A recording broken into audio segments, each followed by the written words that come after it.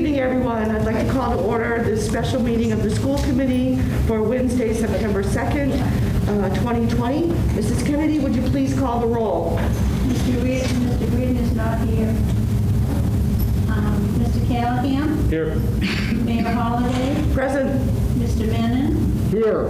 Mr. Hoffheiser? Here. Ms. Spalding? Here. And Mr. Cole? Here. Good evening. Thank you. We have a quorum. Could we please stand for the Pledge of Allegiance? I pledge allegiance to the flag of the United States of America and to the republic for which it stands, one nation, under God, indivisible, with liberty and justice for all. Thank you. Terrific. I wanted to just briefly go over the order of the meeting so that people will be informed about it. We're going to move to the consent agenda, which we have warrants tonight and a set of minutes. For the school committee members who are here, I believe that I counted them, there are actually 8 warrants to sign. So after the consent agenda, we are going to do public comment via Zoom. And for those people who are watching, for security reasons, we are asking you to sign into a Zoom account to speak through Zoom.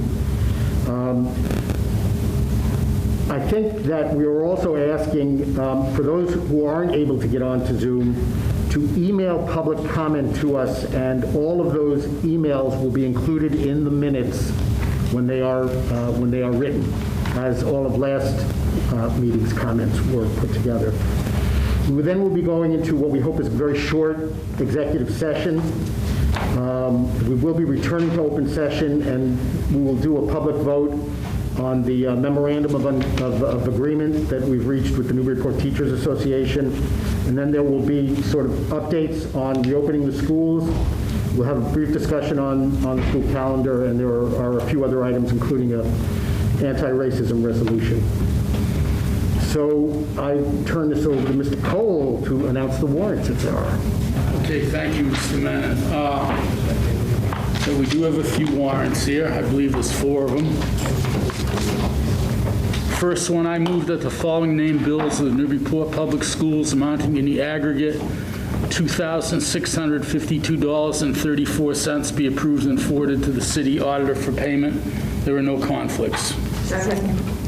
Discussion. Hearing none, all those in favor? Aye. Opposed? Passes unanimously. The next warrant, I move that the following named bills of the Newburyport Public Schools amounting in the aggregate $17,849.06 be approved and forwarded to the city auditor for payment. There are no conflicts. Second. Discussion. Hearing none, all those in favor? Aye. Aye. Opposed? Actually, we just have one more warrant. I move that the following named bills of the Newburyport Public Schools amounting in the aggregate $354,546.52 be approved and forwarded to the city auditor for payment. There are no conflicts. Second. Discussion. Hearing none, all those in favor? Aye. Opposed? Again, I think there are 8 separate warrants to sign, so What's that? it's a heavy burden. There's 8 separate warrants to sign. Right. We have minutes from the August 17, 2020 meeting. Can we move those minutes and then discuss whether there need to be any changes to them? Do I have a motion? So moved. Do I have a second? Yeah. Callahan seconds. Discussion of the minutes. Sorry. I was wondering if it's possible to give Mrs. Kennedy a copy of the recording to have her write more thorough minutes. I know it was a long meeting, but it seems that there's several questions that I asked that were missing, and I wonder if there are other questions missing as well. So is that possible?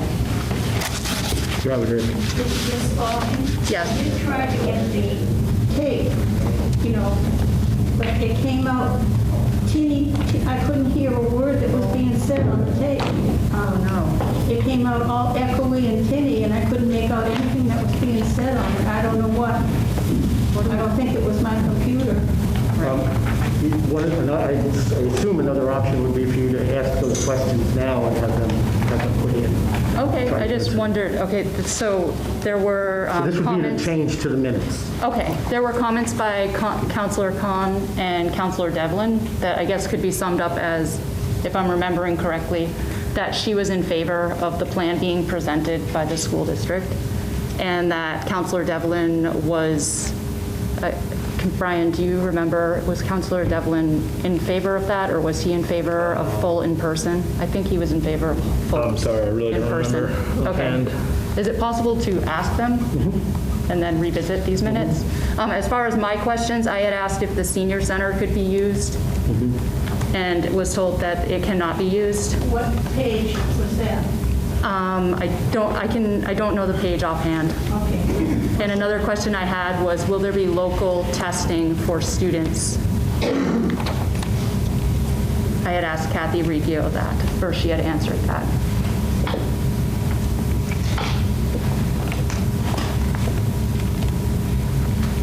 So are we holding the minutes for the next meeting to get the comment from Councilor Devlin? I just think we might want to look it over more closely. That was a pretty historic meeting, and this is our public record. And if we want to be transparent, we need to make sure we got it right. So I think everybody should read over it, especially if she had difficulty hearing the recording.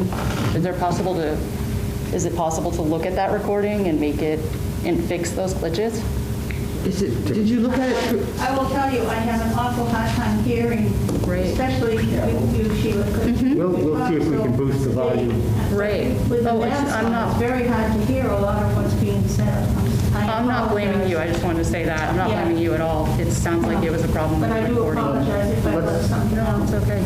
Let's withdraw the motion, hold the minutes, and if the district would see if there is any way to boost the volume or Yes, clarity on we'll it. work with the local cable and maybe also Joanne Yell could also assist with Okay, working with that Ms. would be great. Kennedy. Yeah. That would be I'll speak with Joanne. great. Maybe I can go out and listen out in the office. Thank you. Do you guys have levels? Do we have levels coming from the microphones? Right now? In general? Yeah, I've got the board right here, so each one is with each mic. Is the recording you're talking about the one we made last week, or? Yes. The 17th, right? 17th. Yeah. Yeah. So I guess I'm just trying to figure out, if Ms. Kennedy said it's hard to hear, I'm wondering if this is the only recording and if there's another version of it somewhere. I don't know what would have happened. I haven't tried to listen to the recording myself, but It's on YouTube in two parts right now, the first part and the second part, because it's such a large file. we are in general hitting the microphones well. Yeah, I can hear you guys just fine. Okay. There's a little echo from the room, but that's kind of happens in here. Okay, so we will withdraw the minutes and work on them between now and the next meeting.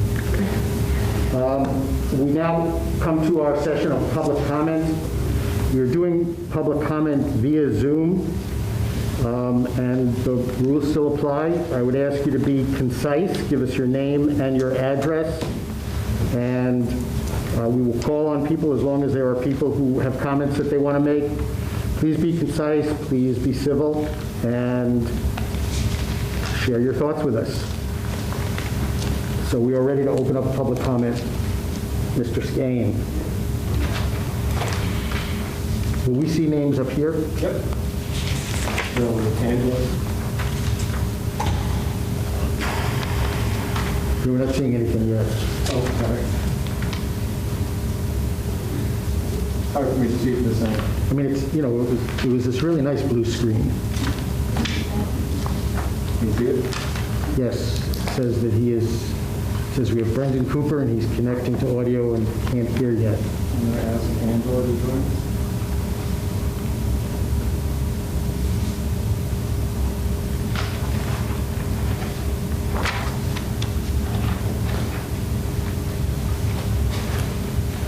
Okay, let's start working down the list if these are all people who want to speak.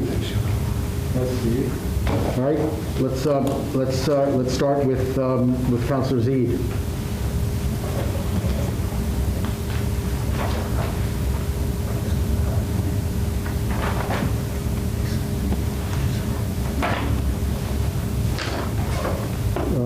We're not able to hear you yet, Counselor. Is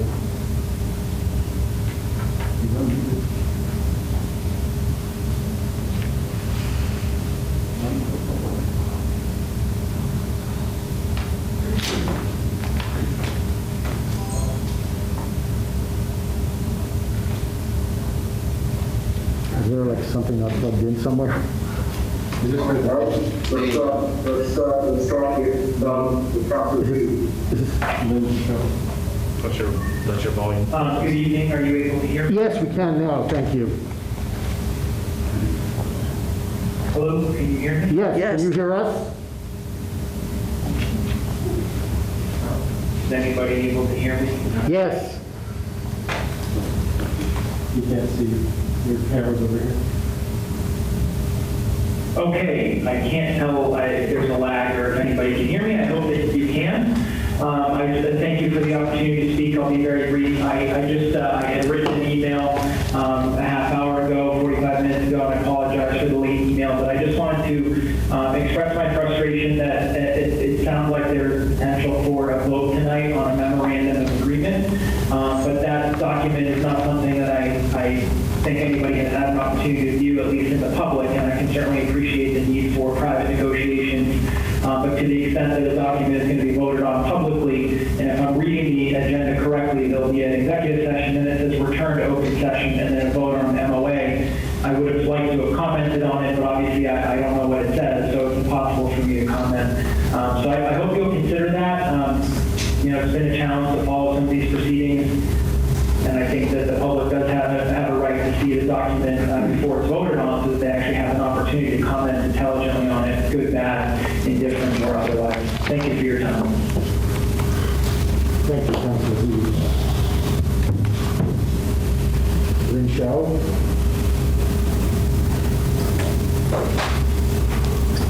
And the document is voted on publicly, and if I'm reading the agenda correctly, we'll get executive session, and then vote on MOA.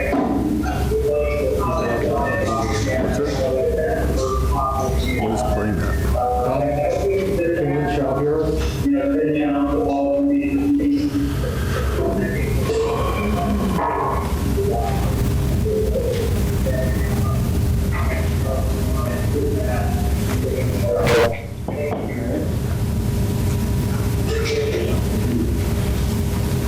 Michelle, can you hear us? Hi, yes, this is Lindsay. Can you hear me? Yes, we can, thank you. Can you hear me? Yes, we can. Yes. I'm going to assume that you can hear me. My name is Lynn Scow. I live at 75 High Street. I just wanted to start off by thanking the school committee for the attention that they spent on the reopening of the schools at the last meeting. I love that some progress was made in recognizing the situation of our city in terms of where we are in the COVID cycle and the desire of parents to have and children to have in-person learning this year. I just wanted to reiterate that in adopting any plan going forward, would like to have as parents and students metrics for when. So if you could please focus on that question. I know that some of the committee members had asked that of the superintendent at the last meeting. So I'm hoping that we can hear the results of some of that today. Thank you very much. Thank you. Thank you.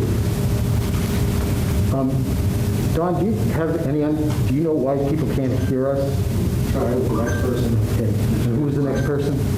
You're covering their name, I can't see it. No, Okay. that's hand raised. That's track? She's never hand raised. Okay. Who's the next person with their hand raised? That's it? Why don't we ask Beth if she wanted to speak? I answered on mute. Oh, okay. Matt, it looks like Matt Kane. Matt Kane has his hand up.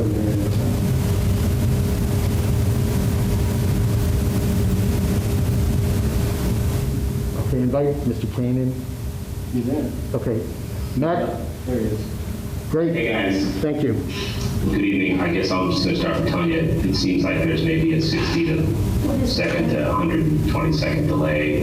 We can't hear anything that anybody inside that room is saying. We can just hear when we are, kind of understand when we're unmuted. So hopefully you can hear me. I'm just wanted to echo what Lynn and Sharif both said. I agree with both of them. I think I continue to be frustrated by what seems like a secret ballot on what's really happening in our schools. I know a lot of parents that really just want to get focused on getting our kids back to school 5 days a week. I think this kind of Zoom meeting where a bunch of us are here trying to communicate with you is one of the great fears of what could potentially happen in online learning. So I thank you, the people in the room that have really tried to push this forward. I thank you, we appreciate it. But again, like a lot of schools, getting kids back to school on a more regular basis is absolutely, has to be the end goal here. So I'll leave it at that. Thank you, Matt. What is his name? Matthew Kane, K-A-N-E. Who was the first person that spoke? Lynn Scow. Who? Lynn Scow, S-C-H-O-W. Good evening. My name is Monica Suter. I live at 7 Lights Court. As the people who spoke before, I also wanted to reiterate the request for more in-person learning. I reviewed the documents for tonight's meeting, and I see that none of it or none of the agenda points are addressing the overwhelming requests from parents, both from the survey, where 70% of the parents want their kids back to school 5 days, and also based on the public comments last time. Secondly, I want to talk about the public health metrics that you have put forward in the document. I noticed that the health metrics only state when you switch to remote learning, but they don't say anything about when you would go back to hybrid or even full person learning. Moreover, I want to point out that some of the metrics are not specific enough, and they should definitely be rejected because they seem completely arbitrary. For example, one says 3-week upward COVID-19 positive trend. This is not specific, it's not measurable. Moreover, I noticed that it's not just for Newburyport, but also for specific surrounding towns, which again, I don't think that makes sense because our kids live all in Newburyport. And also COVID, I agree, COVID doesn't know borders or towns, but it seems very arbitrary that we include some of the Massachusetts towns, but none of the New Hampshires, which also are even closer. And third, I want to ask the superintendent if he can share some data about students who actually unenrolled. I heard anecdotally that there's a number of kids who unenrolled either to go to private schools or to fully homeschooling. So I think this is a very interesting information, and I asked the superintendent to share this information by building. I think it provides some inside data point on how well our education system is actually covering the needs of us families. Thank you very much. That's all I had. Thank you very much. Brian, what was her name? Monica Studer, S-T-U-D-E-R. Thank you, Monica. Are there any other names? Any other hands raised? Yeah. Yep. Okay. Mr. Menon, I need to ask you the gentleman that spoke first. Sharif Z. Sharif? S-H-R-I-F-Z-E-I-D. Oh, it's just the... Hearing no other public comment, the public comment is closed. We have an executive session. I need a motion to go into executive session pursuant to Mass General Law 30A, Sections 21A, 2, 3, and 7, for the purpose of approving and reviewing minutes of past negotiation executive sessions and for the purpose of preparation for negotiations, collective bargaining, and legal matters. We will be coming back out into public meeting. Do I have that motion? So moved. So moved, seconded by Mayor Holliday. Could you do a roll call, please? Mrs. Kennedy? Yes. Mr. Hawkeizer, Yes. Mr. Callahan, Yes. Ms. Spalding, Yes. Mayor Holliday, Yes? Mr. Cole, Aye. and Mr. Menon. Yes. We will be returning shortly.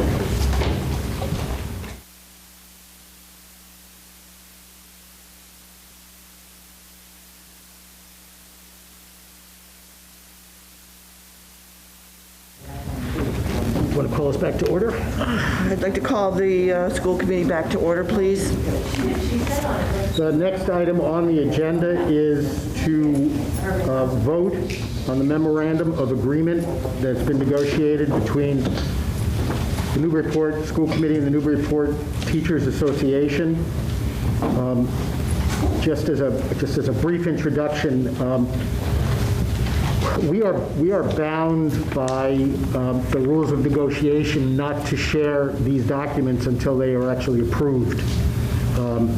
I understand that the teachers have ratified this memorandum of agreement, and the conversations and negotiations had to do with safety. I honestly think that the negotiations, as challenging as they were, made for a better opening plan and better communication. So essentially, should I just summarize this document?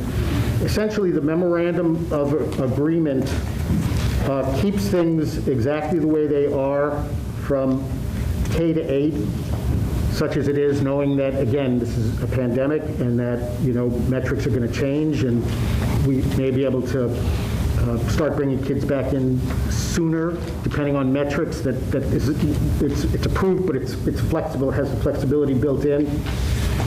The plan for the high school is where there has been a change, and that change is that we will be doing an orientation from September 15th to 18th. Each class is coming in for one day for orientation, meeting teachers, learning safety protocols. We will be going remote from September 21st until October 2nd. During that period of time, there will be 4 clipper blocks. Each class will have a clipper block at the school. I think there may be some other activities, sports and whatnot. On October 5th, high school students are going to begin in-person instruction, and will be coming into the building 2 days a week, every other week. And that is pretty much the plan that was approved on the 17th. The only change, again, is September 21st to the 2nd. I think that's about it. Do I have a motion to approve the memorandum of understanding, the memorandum of agreement? So moved. The mayor has moved. Do I have a second? Is there discussion? I just would like to add that I appreciate all of the efforts that the teachers have put on the table, all the work that they did to get us to this point. I think that this is a good compromise position, and I'm pleased that we have reached this juncture. I know a lot of school districts are, having more challenges, and I think that our being able to work through some of the concerns and issues, we got there. And I thank those who were Bruce and Steve and Sean, our superintendent, for their efforts working through this, really complicated situation to get our schools reopened. I think the other thing that was really nice to hear was, teachers were back in the schools this week for the first time since March, and it was really, from all reports, very positive, really energetic. People were very, very pleased to be back in their classrooms and being prepared to teach. Our goal always will be to have full in-person classes, pre-K through 12. and to move as quickly as we can to get to that point. And I think we're at a good place for opening our schools, for starting, that everyone at this point agrees this is a good plan for safety. And I thank all of you for all of your efforts, all the teachers, all the parents, everybody who worked on these plans. And thank you very much. Any additional comments? Can we get a roll call vote? Mrs. Kennedy?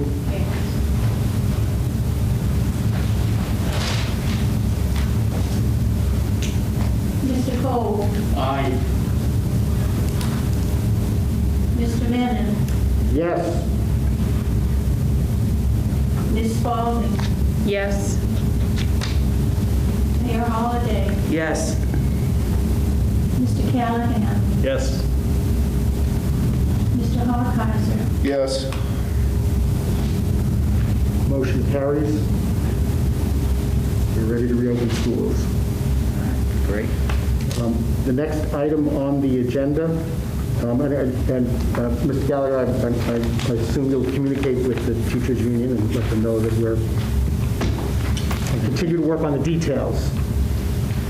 That's right. The next item are a series of brief presentations about school reopening, so I'm going to Yes. turn that over to Mr. Gallagher. Thank you. Good, thank you. We'll have to be the thumbs up there.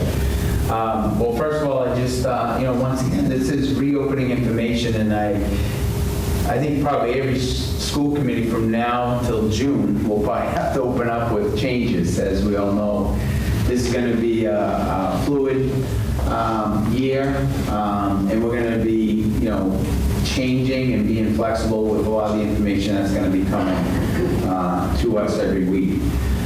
This is just a quick little picture of our students in summer school, wearing their masks, socially distancing.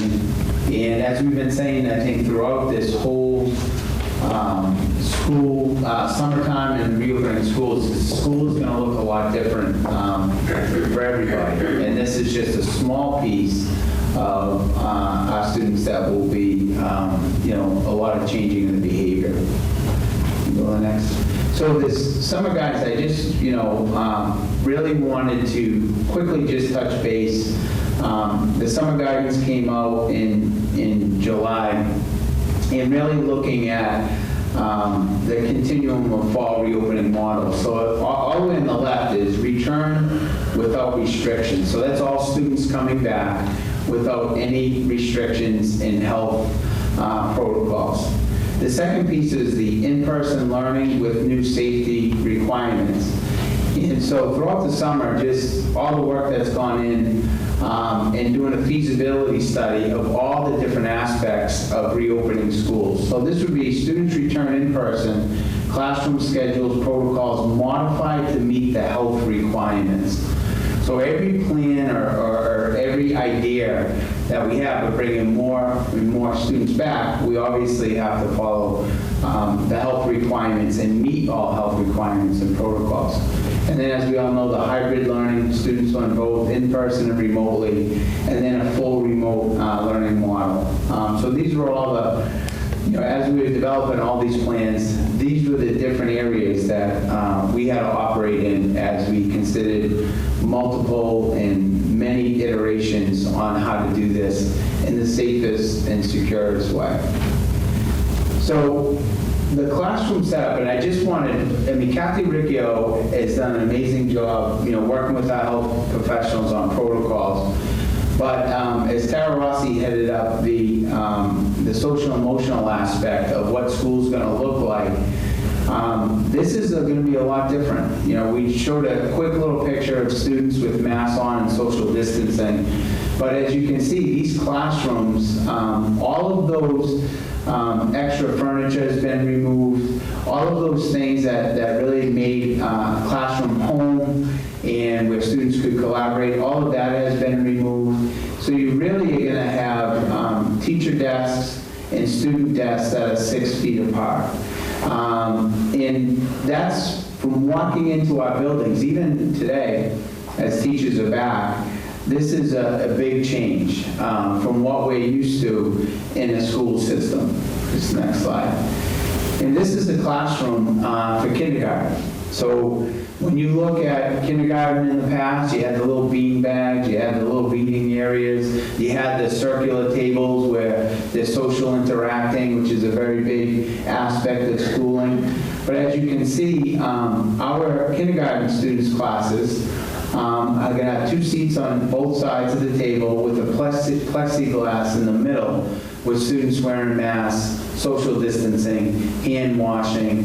So I think that adjustment, as we're talking about easing our students and staff back into school, from what they experienced in March to what they're going to experience in September, there's going to be, I think, a lot of not only learning the protocols, but it is going to be a major adjustment shift for our students and for the learning. So as we're setting up our classrooms, these are the type of things that we're keeping in mind.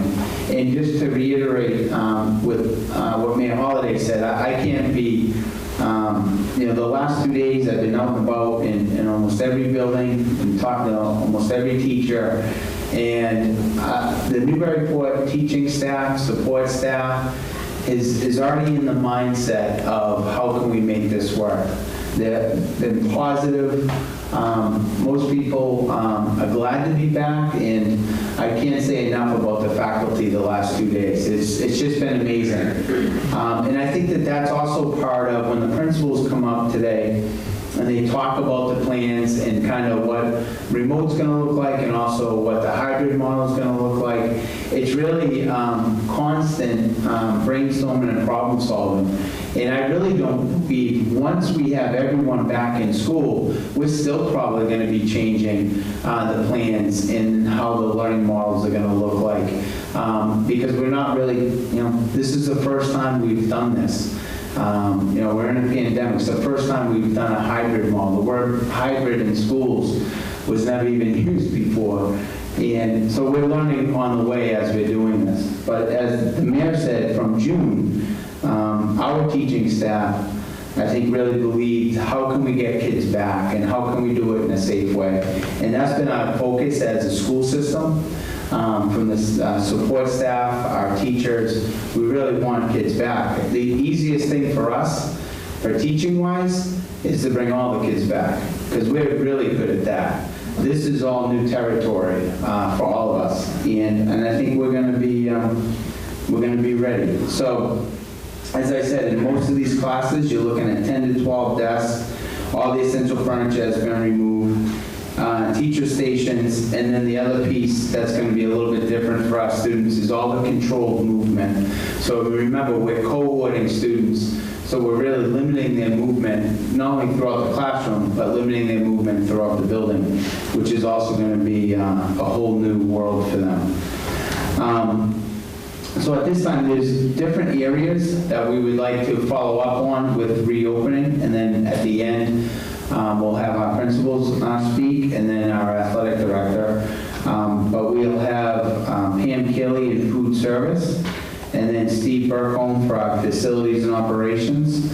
I'll touch base on the challenges around transportation, and then we'll get into the principals' presentations. And I've said this before, but Pam Kelly and her team, when we closed down in March, where no one was allowed in the buildings, I think through all public buildings, and it was very secure. Pam Kelly and her staff were coming in and preparing meals and breakfasts for our students in need, and then also all students and families in Newburyport. And this I'll never forget this. This will be a story I'll use when I retire.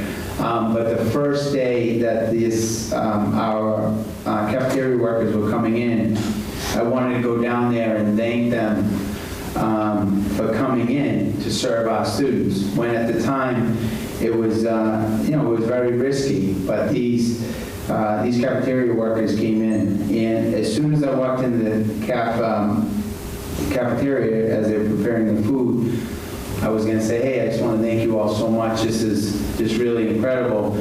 Before I could get that thank you out, they thanked me. They said to me, we want to thank you for allowing us to come in to serve our most needy families and families in Newburyport. Thank you so much for allowing this to happen. And that to me, it just shows you the heart and soul of this district and how kids and families come first. And I think throughout the summer, that's really been our priority. So at this time, I would just like to have Pam Keeley come on up and just talk about food service and kind of what lunches and breakfast and all of that is going to look like. Yeah, I think I'll just go there for the audio. Oh, you're going to go right here? Oh, I thought you were coming. Yeah, that's okay. All right. Right here? We wanted to avoid the obstacle course. And then Okay. So first of all, I'd like to start by saying thank you to the administrative team for all the hard work that they've done to kind of put all of these plans in motion. It's very much appreciated both from a staff perspective and also from a parental perspective. So thank you. As far as the food service goes, the first slide that you're looking at right now is pretty specific to the district, and really what it's referring to is the health and safety protocols that we will be utilizing when preparing and serving the meals to the students. So all of the staff at Newburyport will be trained with COVID Serve Safe Food preparation, which is the protocol that will teach them how to serve students safely during this time. All payment transactions for students will be touch-free, so there will be no contact between our cashiers and our students. Online payments for parents paying for meals will be recommended that everybody do this online versus sending in cash or checks, anything that has to take place hand-to-hand, although I will say that that is something that cannot be required by law. Now, in terms of that specific, we just received notification in the last couple of days that the USDA, which is the governing organization for the National School Lunch Program, has approved all free meals for students across the country through December. So that's something that we're waiting for guidance from the state of Massachusetts as to how that will be implemented for Massachusetts schools, but it's something that was approved by the USDA a couple of days ago. So we're waiting to hear how that will be rolled out, and that may change whether or not payments are even required. So we will have more information on that next Thursday is the information that I got. Any child in our district that is learning remote, whether it's a cohort day that is not in school, or a child that is attending the remote academy, or simply a child that's enrolled but is homeschooling, will have access to food every day. So they will be able to have the same access to the lunch and breakfast that the students that are in school have at any given time.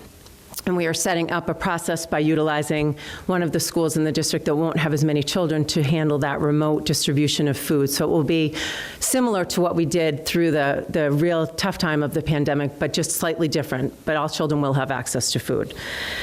Each time a group of students is in a space, all those spaces will be sanitized after the children come in so that the next group of students will have a completely sanitized space. At the beginning of this, the way that we're operating these models, there will be limited lunch choices.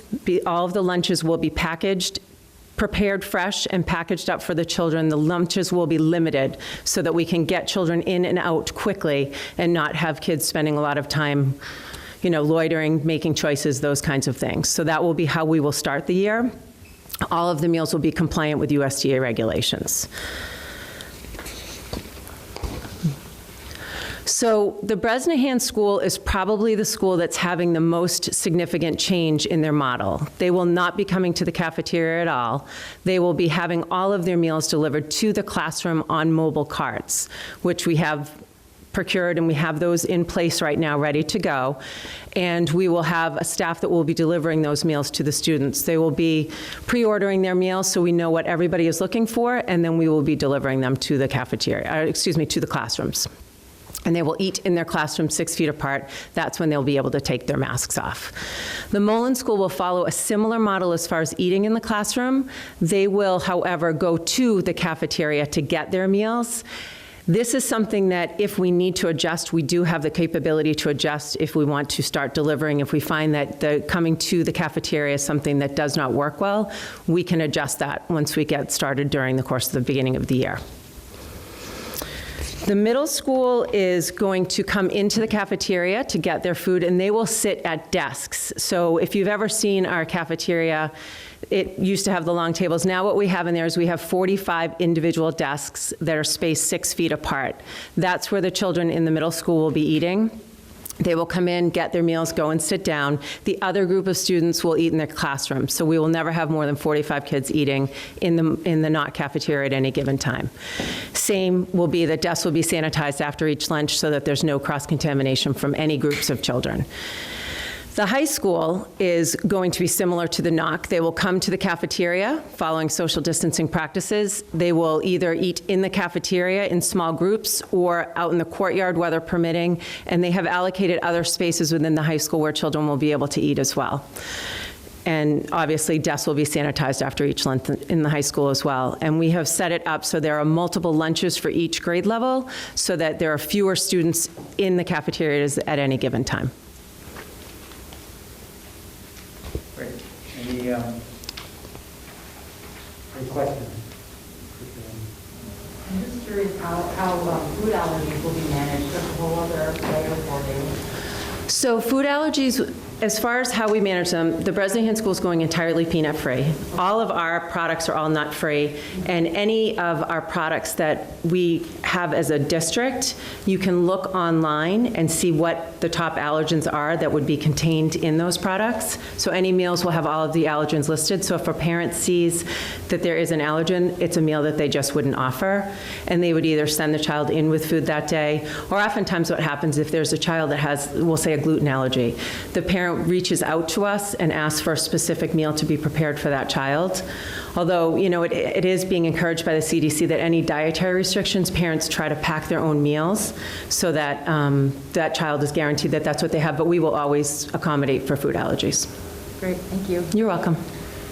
And Ms. Keeley, could you just clarify the 6-foot distancing when eating, how important that is as part of the guidelines? So the children can take their masks off, provided that they're sitting 6 feet away from each other. So the 2 times during the day that the kids will have their masks off, excluding max breaks, will be when they're eating breakfast or eating lunch.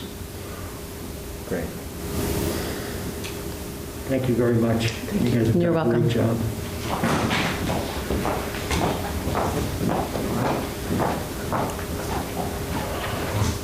Thank you, Ms. Keeley. And then also we'll call up Mr. Steve Burkholm, Facilities and Operations. And I also would like to give him a shout out and his crew. When we closed on March 13th, and working with Kathy Riccio, Steve Burkholm started planning well ahead of time, cleaning supplies, PPEs, etc., and then also started to take a look at the ventilation systems throughout the spring, throughout the summer, and want to thank his maintenance team and also the custodial staff, because remember, we moved half of the furniture out of all of those classrooms throughout the summer, and along with all of the non-essential furniture in those classrooms. So that task has been, really appreciated, but it was a lot of work, and I want to thank you. And so Mr. Burkholm will kind of go through, different aspects of preparation of the facilities. Thank you, Mr. Gallagher. I too want to take a moment just to acknowledge and thank the custodial and maintenance crews. They have been incredible through this entire process. Not only have they done their usual summertime work, taking the classrooms apart and cleaning them and all the maintenance stuff that we do every summer, but they've worked with principals setting up classrooms and then setting them up again when we change direction, and they've gone through it. They've been under a lot of pressure getting through it, and they're all rowing in the same direction. So I just want to publicly thank and acknowledge all the work that they've done. And as Sean mentioned, a lot of it's incredible how much furniture that we have in these classrooms, and so they've been pack mules moving stuff constantly. So once again, thanks to them for all of that. So First slide here, we're talking about building modifications, and there's been a number of them. One of the most visible that you'll see if you come into the schools are sneeze guards that we have everywhere, reception desks, cafeteria serving lines. Sean showed some in the classrooms. So we've purchased some from vendors that we could just buy off the shelves, which took a long time to get here. We ordered some in May that were just delivered this week. The process for getting some of the supplies has been incredibly slow and frustrating at times because of everybody's trying to buy the same things. But we've also contracted with a glass company to custom build some of the things that just, you can't buy off the shelves because they just need to fit in specific situations. So we've got sneeze guards still being installed this week. They're going to be finishing up next week with all of that. And they'll be ready for when the students come back. We also worked with Kathy Riccio and the nursing staff on getting isolation rooms set up in the nurses' suites in each of the schools. That varied in the 3 different buildings. The high school was just a matter of kind of rearranging who was using what spaces. Bresnahan, we had to add a sink into what was an office. We took over an office, added a sink in there. And at Knockmolin, we had to take over a conference room, pull out a carpet, put down tile, and install a sink to make the isolation room in that area. Water fountains throughout all the schools are being shut off. They're just too much of a risk of spreading germs. So water fountains will be shut off, but we're adding bottle fill stations in both the middle school. We're adding 6 bottle fill stations spread throughout the building, which is in addition to the 2 that are already in there. And at Bresnahan, we're adding 3 bottle fill stations in addition to the 1 that's in the cafeteria. So there'll be bottle fill stations in all areas of all the buildings. The high school, thanks to the environmental club, already has 6 or 7 bottle fill stations. So students and staff will be able to get water directly from those. Hand sanitizer was another one of those things that was very difficult to procure. It took a long time to get, and the dispensers for those touch-free dispensers we just had delivered this week too, even though we ordered those back in June. So those will be we started installing those today, and we'll be installing those through the next couple of weeks.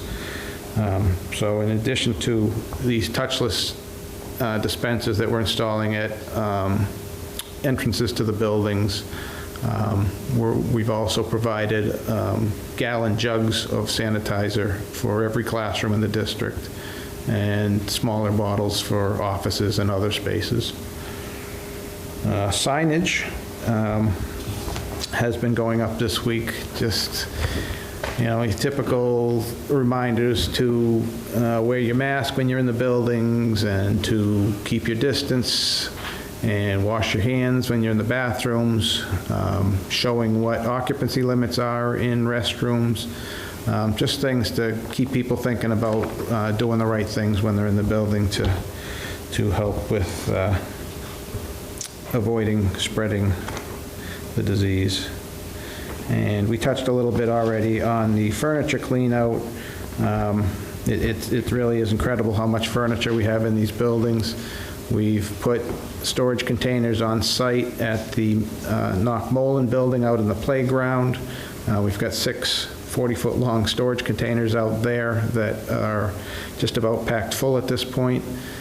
Bresnahan, we've got some, we just put some in the parking lot coming in from North Atkinson Street, and we have a couple others in the other side of the building.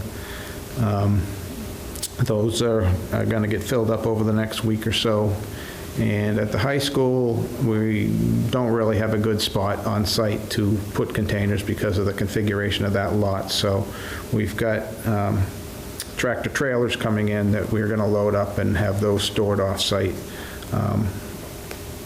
at a lot over in Salisbury. Next slide, Mr. Skane.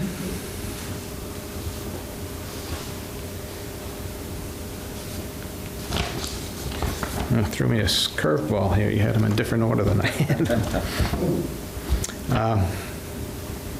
So cleaning protocols. For the past 7 or 8 years, we have been using green cleaning or green seal certified cleaners as much as possible wherever we can.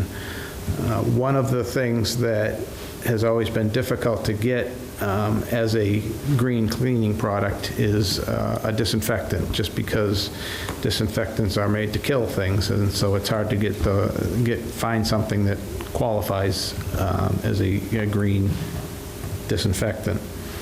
But what we have found is a product called hypochlorous acid, which is an all-natural cleaner and disinfectant. We were first introduced to it last winter. Before the pandemic hit, we were looking into a product called Force of Nature, which we actually piloted with some classrooms at the Bresnahan School. This product is something that you make using a little device called an electrolyzer. The ingredients are water, vinegar, salt, and electricity. It goes through an electrochemical process to create a cleaner and disinfectant. But the Force of Nature product was only made enough product for teachers to use in classrooms. It wasn't something that we could make in big enough quantities for the custodial staff to use for everything that they do.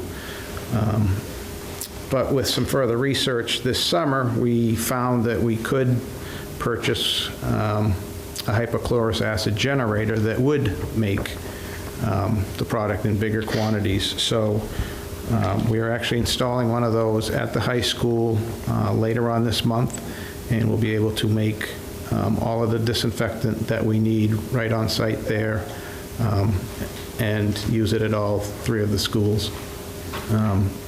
The cost to make it is incredibly inexpensive. It works out to about 5 cents a gallon for this disinfectant to make it on site. And it's safe to use. Hypochlorous acid is actually used in hospitals for wound care. The body produces it. It can be used on surfaces, on food surfaces, so it's great for cleaning tables in cafeterias or in the classrooms where the kids are eating. So it's we're really excited to be getting this product, and it's going to be much nicer for the custodians to use as well, much less harmful and less dangerous. So we're very excited to be getting that. One of the other tools that we have been able to get as part of our arsenal for this is electrostatic sprayers, which come in a couple different kinds. We have backpack sprayers that hold 2 gallons of the disinfectant and allows the custodians to basically walk around and disinfect large areas very quickly. The electrostatic part of it is pretty critical because it charges the disinfectant as it goes out into the atmosphere, which causes it to kind of cling right onto the surfaces and wrap around things, and really gives us really good coverage on the disinfectant, so that we're doing a very thorough job of disinfecting the areas that we're walking through. So we of course will be disinfecting frequently throughout the day, high-touch areas, doorknobs, railings, the bottle fill stations. Custodians will be disinfecting several times a day and thoroughly cleaning every night. Restrooms, typically in the past we've cleaned restrooms once a day. We're going to be increasing that to cleaning them twice a day, as well as checking them 2 other times just to make sure things are looking okay in each of the restrooms throughout the day. In classrooms and offices, they're going to be getting the same daily cleaning as they always have, but with more disinfecting using our electrostatic sprayers.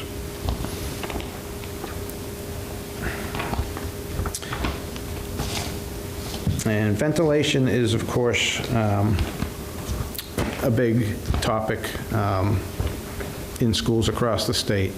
I really find myself feeling very fortunate that we have buildings that have been upgraded significantly in the recent past. I have communication with a lot of facilities guys across the state, and some of them are dealing with buildings that are 60, 70, 80 years old with antique ventilation systems, and I just can't imagine, going through something like this with those kind of buildings. So we're very fortunate there. I want to point out that sometime over the summer, myself and two of our maintenance guys participated in a webinar put on by the EPA that was specifically aimed right at ventilation systems in schools and the processes for what we should be looking at to get the schools ready to reopen. So, the guys took that very seriously and have really latched on to that. We've looked at guidance from DESE and the CDC and ASHRAE and a number of different organizations to really, get a good grasp on what we should be looking at and how we should be going about it. And we've also brought in a consultant to help us with some of the more technical things that were a little bit beyond the scope of our abilities. And he's been fantastic working with the maintenance guys and getting things ready.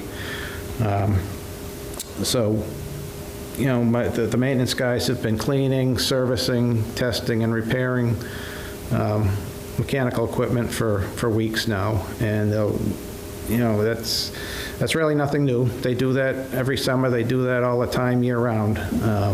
We may be going through things with a little more of a fine-tooth comb this year, but that's something that they always do, always have done, and will continue to do. Throughout the year. When we're done this with getting things ready for opening school, the process continues with monitoring how things are working and testing and keeping things operating the way they're supposed to operate. So the kind of three big things that we look for, or that we've been trying to do, or that we need to do, or that we're tasked with doing, is maximizing outside air that is brought into the buildings, maximizing air that's exhausted out of the buildings, and minimizing or eliminating recirculated air to cut down on air that's getting mixed back into spaces.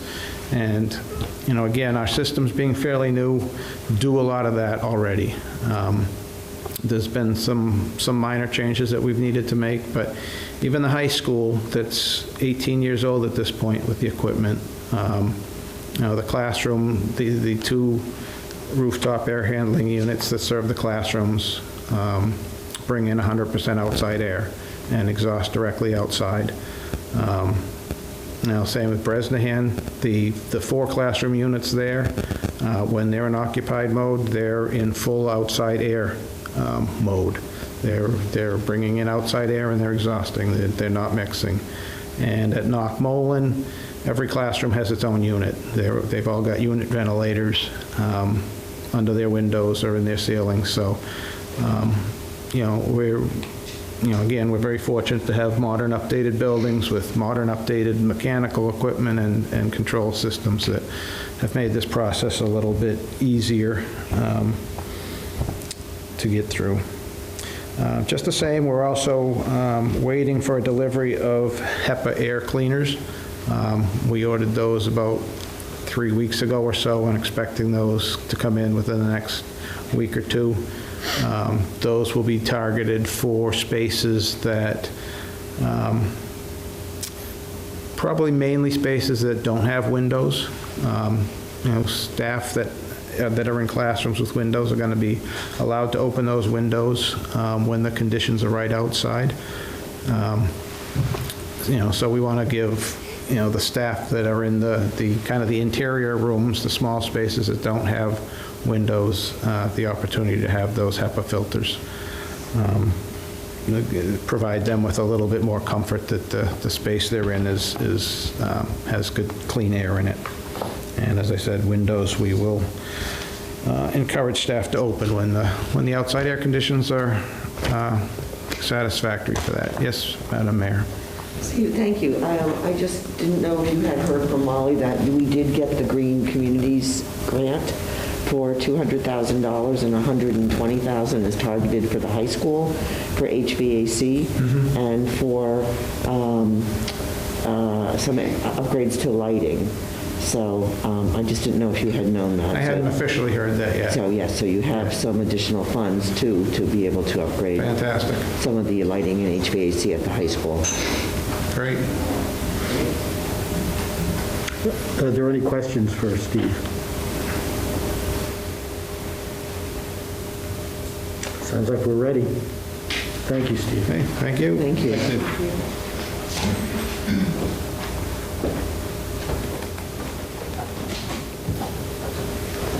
Okay, thank you, Mr. Burkholm, appreciate that. And just on transportation, and once again, there's been a lot of work, I want to say since June, the beginning of June, looking at transportation. And as we talked about to the public that's watching, a lot of the guidelines from the state that we were receiving, and they continue to change, but a lot of the transportation guidelines came out July 22nd. But long before the guidelines, I think the administrative team along with central office, we were anticipating different scenarios even before the guidelines, which I think really helped us out in a lot of our preparation.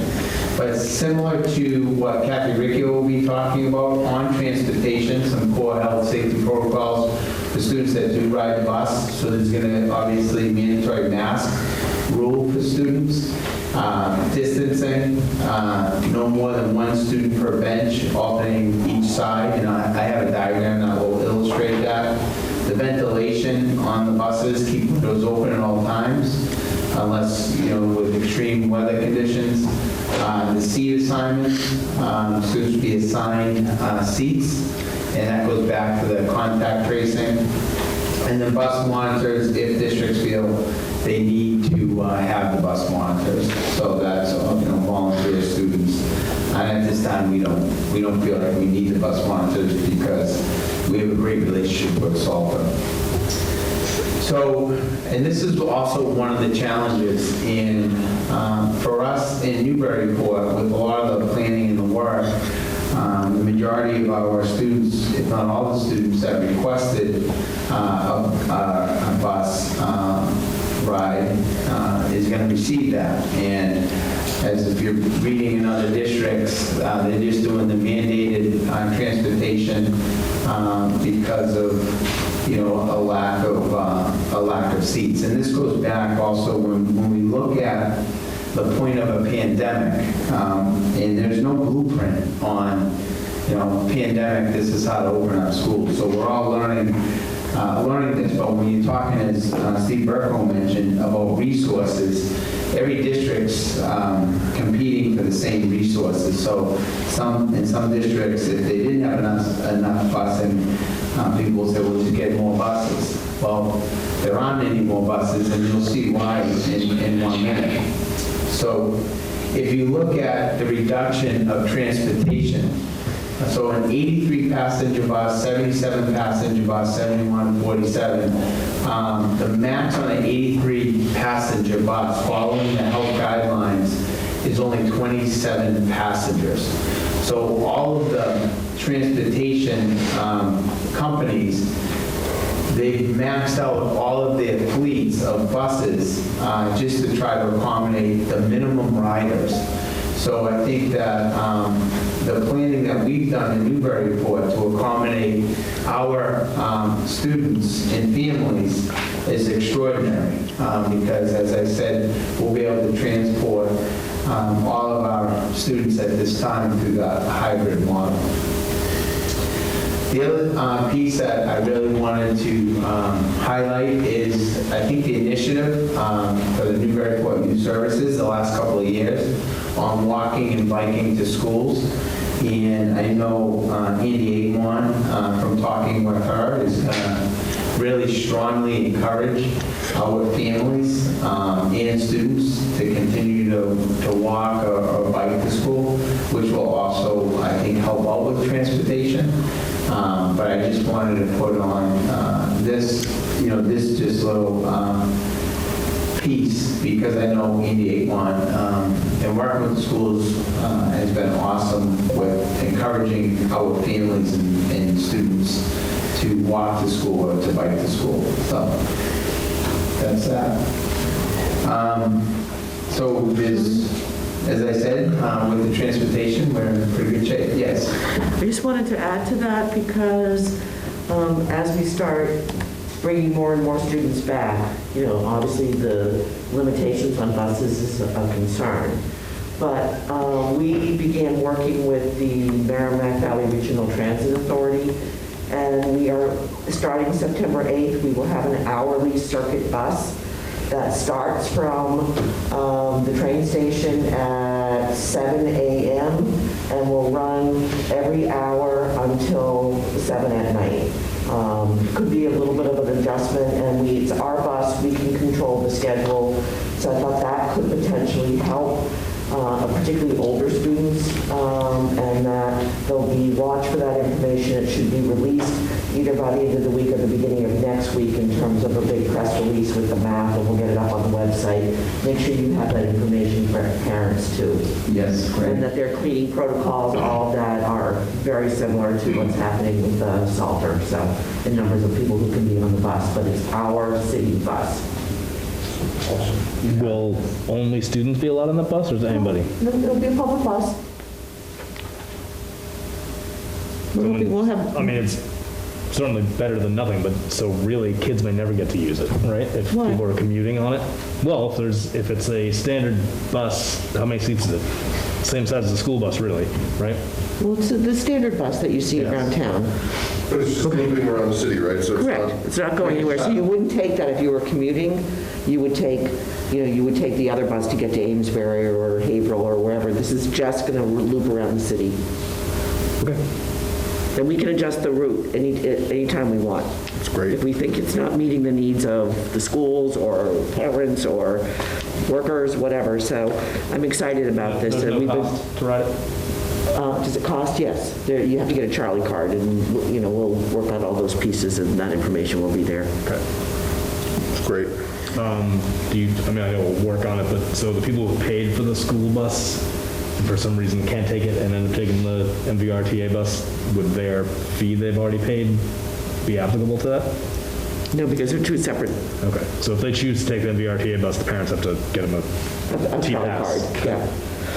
We had talked at one point where I think the process was that we were going to figure out who still wanted to take the bus. We were going to figure out of those people who could fit on the buses and who was mandated for us to bus. And then if there were people outside of what we could handle, we were going to send apology letters of some sort, like, sorry, we just can't. We only have this many seats. This bus. What's that? Yeah, you can take this bus. But I'm just saying, and then, so we're going to figure that out probably in the next couple of weeks. Yeah, I think, and Nancy Lysick's here, but I think we were anticipating not being able to accommodate the people that signed up for busing, but at this time, I think we're in good shape, right, Nancy, with accommodating the families? Everybody that signed up for the busing, due to the cohorts, they are able to get on the 13 buses that we have. Correct. Yes. But if people are choosing to not take the bus, we're going to offer them like an opt-out with a refund thing, or yes or no? Yes. If they said, we don't want to use transportation, we're going to refund their families. And that'll be in the next couple of weeks? We've already done. I think you've already done it. Sound had requested a refund. Okay. Yeah, so that's what with, I think, the planning, a month ago, we were looking at possibly having the restrictions and all of that I think other communities are doing, but I think working with Lee and Nancy, we're at this point able to accommodate the people that requested transportation. And so you said people already started contacting you. We're going to reach out and say this is a process, or people watching us tonight should know to call central office? If they're looking to get a refund and they're not going to take transportation? That's right. Yeah, I think we did send out, I mean, we can always send out a notice if they, don't want transportation anymore, but I thought we did send something Yeah, out. we'll know once the buses start, how many children aren't taking the bus. Yeah, if they can refund. I mean, I got like 4 questions today about it. People just curious what, like, refunds and taking the bus, not taking the bus, available, not available. So if we could just add that to the, let's be clear about the process. Yeah. That'd be great. You can email the transportation email address. It's on the transportation forms, and it's on our website as well. I'm just saying there's a lot of confusion out there, so if we could clarify that, that'd be great. All right. At this time, I will call up Kathy Riccio, and once again, just want to thank her and her team for the comprehensive protocol plan that I think a lot of other districts have been asking you about that plan and the trainings that you've done the last couple of days. And I think for all of us, as we were saying, and I think the last time we talked about that VUCA environment, how things are uncertain, and we're adapting on a daily basis. But I just want to thank you for all your work and your team, along with the healthcare professionals that are still helping us out and did some walkthroughs today, once again, and double checking and making sure everything's in place. So, Ms. Riccio. Hello. I'd like to thank all the people that are here, the administrators, and when he mentioned the custodians, all their work, you can't imagine, and getting to see the teachers again this week and working with them. And, we have a very unique district here. I say it before, but I can tell you, I talk to other people. It's certainly a difficult time, but you have incredible people that are wanting to come and see the kids and do the best they can, and we're trying to make it as safe and stay open as we possibly can. So that's what we've tried to put in place, and thankfully, I think we spent the grant money toward things that will help this district for years to come.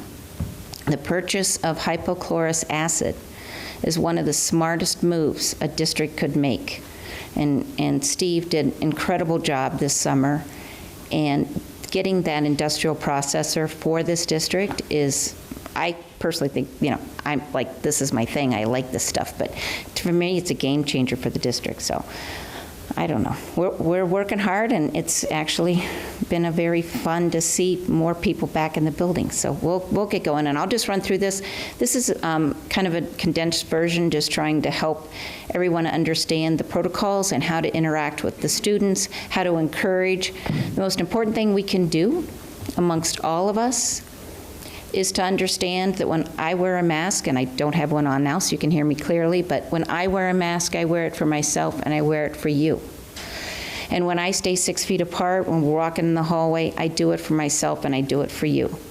And that's the bottom line. We're going to also be getting the students to work with us, and they'll help guide us. They're smart. So that's the foundation. I think the most important thing that teachers can do, and we're all trying to do, is begin with mindfulness, to get everyone to kind of center themselves and begin your classroom. It's so different. It's so unique. The mindfulness beginning of class is so important. So that's how we'll begin. And I'll kind of move along here because you know a lot of these things. Trying to keep the symptoms out of our building is one of the good chores. CDC recommends a pre-symptom screen before you leave your home. So that's what we'll ask. It's just simple 2 questions. It's an easy link that can go onto your phone. It's confidential. It goes only to the nurses. But it really, what it does is we're really just asking everybody to be aware of their own selves, their own bodies, and their families, and the symptoms really, we list the COVID symptoms, and we just ask if you or anyone in your household has these symptoms, please stay home and get them checked out. And then the next question is, in the last 14 days, have you been exposed or know of a close contact? So that we're getting people to really think about keeping the COVID symptoms out of our buildings. That'll keep us safe. And then I keep this little slide in just as a reminder for folks. You can see the governor keeps changing different travel guidances, and that was just my little reminder for folks. Just kind of keep that in mind. And then, please stay home. That's what we've built a lot of processes in place. Nancy's done a phenomenal job at helping us. Hand washing is the number one thing. Everybody knows that. So there's always a bunch of links. You guys have seen the different documents we've created. So there's really some great studies out there. And so that's what those links are all about. But it helps people to understand how important it is to build in hand washing or hand sanitizer throughout the class. Upon entrance, upon exit, when you're doing different programming, just build it into your day. A little quick dollop in the hand of a hand sanitizer about the size of a nickel. And that will quickly sanitize the hands, and you're on your way. So building this into their day. Understanding, believe it or not, you do touch your face so much you can't imagine. Your face, your hands, your hair, that type of thing. So being able to keep your hands sanitized. We also, because of Don Skane, Mike Morse, and Sarah Ledbetter, they created face shields for the staff. And the face shields can act like a walking around sneeze shield, a sneeze guard. And so for teachers, it's optional, but I think it's another additional safety measure. Why not do it? That way, when you're walking around the classroom, you have your sneeze guard on. It's another protection for yourself. It's pretty incredible, actually. And just reminding everybody, again, masks are required, or strongly encouraged for everyone that can wear them, from pre-K to grade 12. Simple 2-layered cloth masks for most folks, and honestly, try to wear them properly. Neck gaiters and bandanas are not in the schools. They don't serve the purpose. And if you wonder, there's the link there that'll tell you about that. Social distancing, physical distancing, 6 feet apart. There's really great studies about how there was a interesting study about meningitis in schools, and it showed that the classrooms where the kids were farther apart, actually 5 feet and farther apart, their cases were very, very low. And the 3 classrooms in this elementary school had all the cases. Those seats were 3 feet and less apart. So 6 feet distance is very important. And then again, the Force of Nature classroom cleaner for the teachers. And then I add this little link in about using face shields in the community for the teachers. And then there's we review, again, proper hand washing for the kids, and there's a slide for the teachers to use, and the next one is a hand sanitizer and how to put it on and do both sides of your hand and that type of stuff. We review all that. And that's an example there. There are a number of times now when we will be having people utilizing gloves when it's appropriate, certainly helping some of our students. At times when they're going to be gathering up numbers of different types of supplies or something, it's wise at this time now to kind of use it, but very, very sparingly. You don't go walking around with gloves all over the place, but we have added some of those. We really do talk about the correct way to wear a mask, because that is important. And it is a very protective factor for a community. It's numerous studies regarding the protective factor of masks for the person wearing them and then the other person that's 6 feet away. There's hypochlorous acid they were talking about, just to let you know. So hypochlorous acid as a disinfectant is at 200 parts per million. And when everyone else is talking about it, it's actually a really pretty cool product, because at 20 parts per million, that's when they use it in the eye for conjunctivitis. For 60 parts per million, that's when they use it for a rinse-free food sanitizer, and Whole Foods uses it. For 100 parts per million, that's when they use it for a wound cleaner and to help abdominal wounds heal. But then at 200 parts per million, it is our disinfectant. And then the really wicked cool part about it is that it becomes inert over 14 days. So you have to, that's the one trick with this product. So that's why everybody has to be careful. You've got to date it. When you make it, it's good for 14 days. But boy, is it good. And then it becomes very safe for the environment. And our district being so ecologically aware, it's like fantastic. And that's just, it's a mild bleach. And so this, the dental practices use this too. And again, so that's the recommendation for dental practices. And here we are using 60-70% ethanol. That's in our hand sanitizer. We do use the 5% hydrogen peroxide as another type of cleaner. And we use the hypochlorous acid. So we are absolutely putting things in place that make good sense. And then you just go back and see that it's not just one, it's all these factors together that make an environment safer in the middle of a pandemic, for heaven's sakes. And then reminding, we all have to be mindful of caring for each other.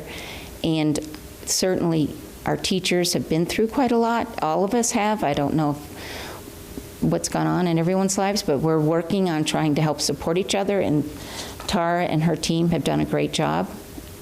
So there we are. Do I take questions now or later? You can take them now. Okay. No question? Yes, sir. I think this is actually from the state, but I imagine you know. The, sorry, what was this titled? The Health Protocol Summary from August 20th. That's really based on state guidance, right? I'm sorry? The Health Protocol Summary from August 20th, that's based on state? Yes, sir. Guidance? Okay. Absolutely. So you may know anyway. So when we have the whole, I have two questions. Okay. Okay. So the metrics for transitioning from hybrid to remote, which nobody wants to do, right? We have to. So the 7-day average pause rate of 4% in Newburyport or specified surrounding towns. And I know you didn't come up with this. Correct. But Woburn's in here. And I grew up there, so I can make fun of it and how far away it is and how it's culturally on the North Shore, but not really. But Seabrook is right there, and I bet there's close to 100% chance the students in the district are going to Seabrook more than going to Woburn. So are we talking with New Hampshire officials about how to share that information? I mean, it's an imaginary line that we kind of stopped at, you know what I mean? So how are we handling that aspect? So we are so fortunate to have Dr. Jessica Sue, an epidemiologist, consulting with us. Mm-hmm. And so she watches these rates of, like what she really watches, they kind of look at two different factors when you're really looking at community spread. You're looking at the positive test rate, and that's kind of the speed. Where's it going? What's going on? And she wrote these guidances because that's her wheelhouse. That's all she does. I mean, she's on top of this like no one else I've known. In fact, she'll tell me things, and then all of a sudden it'll be coming out from the state. I'll hear this coming out, what she's been talking about to us. So she wrote these guidances as just to say that she's looking not only just in Newburyport, because many times our teachers live around, but yet she'll be looking around at the surrounding area to get information and to make it a very informed decision. And then the ones she took out were the ones she felt really were outliers that would skew us, that we shouldn't include. Lawrence and Lynn and so on. Yes. But are we looking over the imaginary line that is New Hampshire, and that I know this whole pandemic, I know people have been going up there the entire time because stores were open earlier. So I'm sure. And I know Jessica, I can ask her directly, but I'm wondering, just because it's not in here, and I guess I'm wondering this, if all of a sudden there's a spike in Seabrook, since it's 5 miles away, is Newburyport going to take that into our whole, this is our community rise in cases? Brian, I'm sure, Mr. Callahan, I'm sure she would. You typically do with these types of things, that states tend to kind of draw their own little state lines. So especially if someone has an exposure or something, if I would notify that across the state, their Board of Health across the state line. So that's kind of why you kind of draw these little lines, and we kind of stay within Massachusetts. But technically, she'll be watching the area. Okay, and would that, say that happened, would the governor then say, okay, you guys she'll have to go know. remote? I mean, they talk. You can't imagine how much we talk across states. Okay. You know what's going on. Let me tell you, especially somebody close like that, we know. Okay, and my second question, you may not be able to answer exactly. Okay. The metrics only show leaving schools, but we've been at, I think today we're at 0.56. The numbers are released today. So at what point, and I've had hundreds of people ask me this. I got 10 texts while we're at this meeting about it. Okay. Do we have a metric that says, and which is our goal, is to go back in, what that number, so if we have 4% sends us home, what is the low number over X amount of time? Do we actually go in more? Do we have that number, or is it still we really can't make that choice? So the thing is, when we go above 4% and we're starting to see the daily rate of cases increase, that's the trigger. Something's going on in our community. We have community spread. We'll be seeing what's going on. When we go below, that's when you start, in cases, the trend is going down. You can see the word trend a lot, that with this disease, that's what you've also got to look at, because really the data we have now is 2 weeks old. Yeah, I know. Or a week old. So you have to factor that. I mean, I'm just saying. Well, no, I guess I'm wondering, does the district, and you can say no if the answer is no, does the district have a low number that the trend is, wow, we've been at 0.15 for 4 weeks, bring the kids on Wednesdays, or are we not settled on a number? And if it's no, you can say no, but. I don't think we've settled on a number, but I think if our trends, once we're back in school, if our trends are still low, then we can consider, I think the whole idea is to bring more and more students back if our health data allows us to. I do understand that. I'm not trying to be difficult, but I'm just telling you, every parent that's happy that we're going into school for the 2 days, they are also saying, hey, we're seeing the negative metric number, but there is no, I guess this sounds backwards, there's no positive trend number. And that's the question that keeps coming and keeps coming and keeps coming. So I know we'll wait till the kids get in school and see what happens 3 weeks after that's occurred. Like Steve said at the last meeting, the chances of nobody coming up positive is almost impossible. So I would encourage the district to think about the fact that all these parents are like, you got to give us a number here that you're going to finally say, it's been at 0.11%. They cannot get to zero, even with a vaccine, because a third of the people won't take it or something. So that's just my recommendation. Thank you. Okay.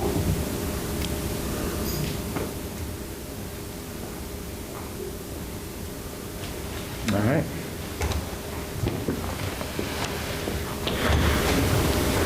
Put the next slide there. I think it's just our principals. Awesome. So at this time, what we'd like to do is have our principals come up and just kind of talk about the hybrid plan and kind of what the remote is going to look like during the hybrid planning. And we're working, we have our teachers back in the building for 2 days, and they're still working on fine tuning what that remote piece is going to look like. The other piece is under safety.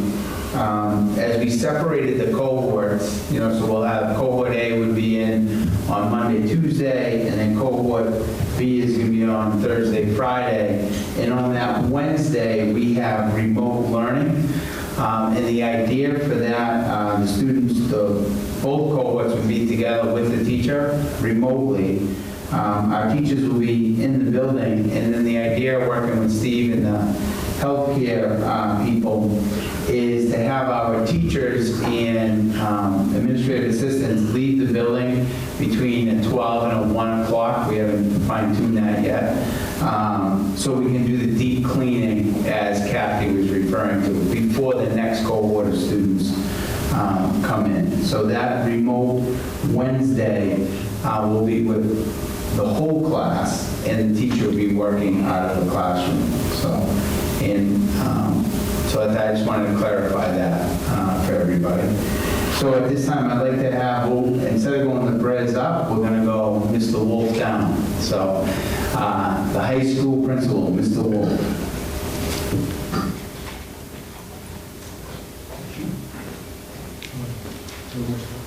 Well, thanks for having me again. And just to reiterate what everybody else had said, just a big thanks to our nursing team led by Kathy Riccio, the buildings and grounds led by Steve Burkholm, and then also Dawn Skane, who's over there in the back, just in terms of the technology. I feel like from my end, I have definitely maxed them out on everything that we've been trying to do this year, or this summer rather, at the high school, from the multiple different scenarios that we had to set up just in terms of the classroom spacing and trying to figure out numbers for each of the classes, to what's going to be the best way to kind of keep with our main plan is trying to minimize disruption to teaching and learning. And Dawn has been invaluable in really trying to get us the resources to be able to do that, but then recognizing the backlog of all schools trying to get different things. All right, what are the things that we can do as we're waiting for a certain technology to come in?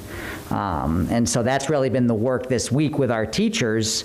So with lessons that they had been preparing throughout the summer, it's really now about rehearsing.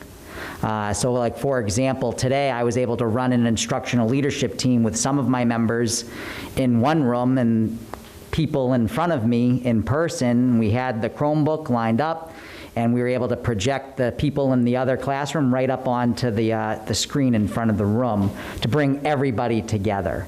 And it was actually, I got excited. It's like, all right, this can work.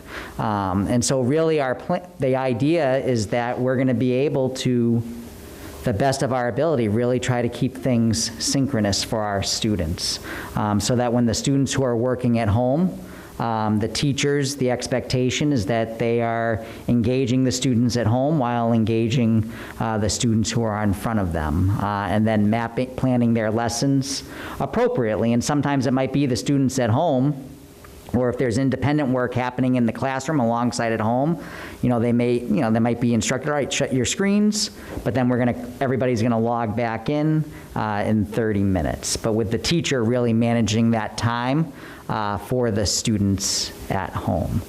And so when the students are coming in person, they're going to their classes following the schedule, and the expectations for students at home is that they're following the bell schedule that we have lined up at the high school.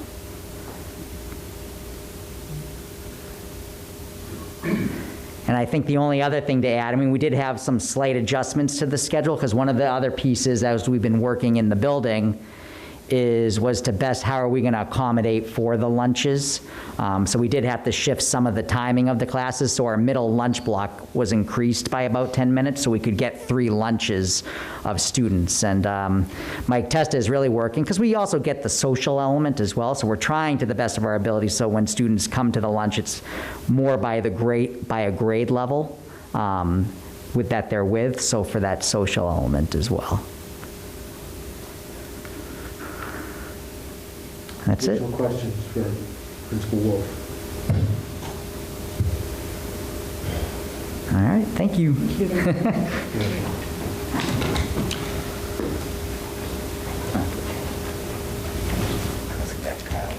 Hi, everyone. So I think we've had a super productive 3 days. We started on Monday with bringing everybody back in the building, and we just kept saying to the staff, just like what we've been planning all summer for our students to come back with a little bit of a soft landing, we're trying to do the same with our staff on Monday. And so really primarily just scheduling time with the school nurse and myself. We had a 90-minute kind of assembly, I guess, if you will, on all the back to school changes that are happening in terms of like safety and masks and 6-foot distancing and how that's going to work in their classrooms for classroom setup, and kind of worked through that. For the past couple of days, what we've been working on is our teachers, we had a team of about 25 teachers who worked all summer on what we are calling our back-to-school intensive unit. So it's a cross-disciplinary unit that all 3 grade levels, it's vertically aligned in a lot of ways, but it's sort of spiraled up. So everyone's doing a similar thing in a more grade-appropriate way. And the way that we got that to work in the summer, we had this huge idea of it in about April, and it got really big. And so we were able to just say, like, okay, over the summer, we're just going to break it into teams. We had a literacy group, we had a math group, we had a student portfolio and data group, and a technology group, and those and an advisory group. So 5 groups of people who worked independently, and we came together to meet every couple of weeks to see how things were going to fit together. Knowing that we were going to have these 10 days, so what we were really working on yesterday and today is getting at the team level, at the grade level, putting those units together into an interdisciplinary approach. So taking those sort of 5 strands and making one big unit that should welcome our students back to school, should allow us to help them explore the big ideas of identity, which are super appropriate for a middle school, but also really critical in everything that's going on in the world today and in Newburyport today. Putting that together with reading, writing, speaking, listening, doing some assessment, beginning to move forward on 2 ideas that we were working on even before the closure, which were student data portfolios, having our young people be a part of those conversations around their data, doing some data coaching, having them sort of build their own portfolio, and having an advisory. So what we were able to do is build into our schedule now is a daily advisory on the remote and in-school days. Everybody in the school is going to be starting with the first 20 minutes of advisory. We'll take attendance then. We'll make sure that we're checking in with the students then. Our advisory group has a series of lessons that we'll be doing. So every now and then we're going to have a longer advisory block, which is one of the areas that I think we'll be using our Wednesday teaching time. So that's the work that's happening right now, along with a ton of scheduling. So what we were able to do in the middle school is build kind of an outline schedule, and then very typical of us for any middle school years, at the start of the year, our teams come in, and at the team level, they're putting students into schedules, they're matching special education grids, they're building the day-to-day schedules that students will be using. So our teachers are doing a lot of that work as well.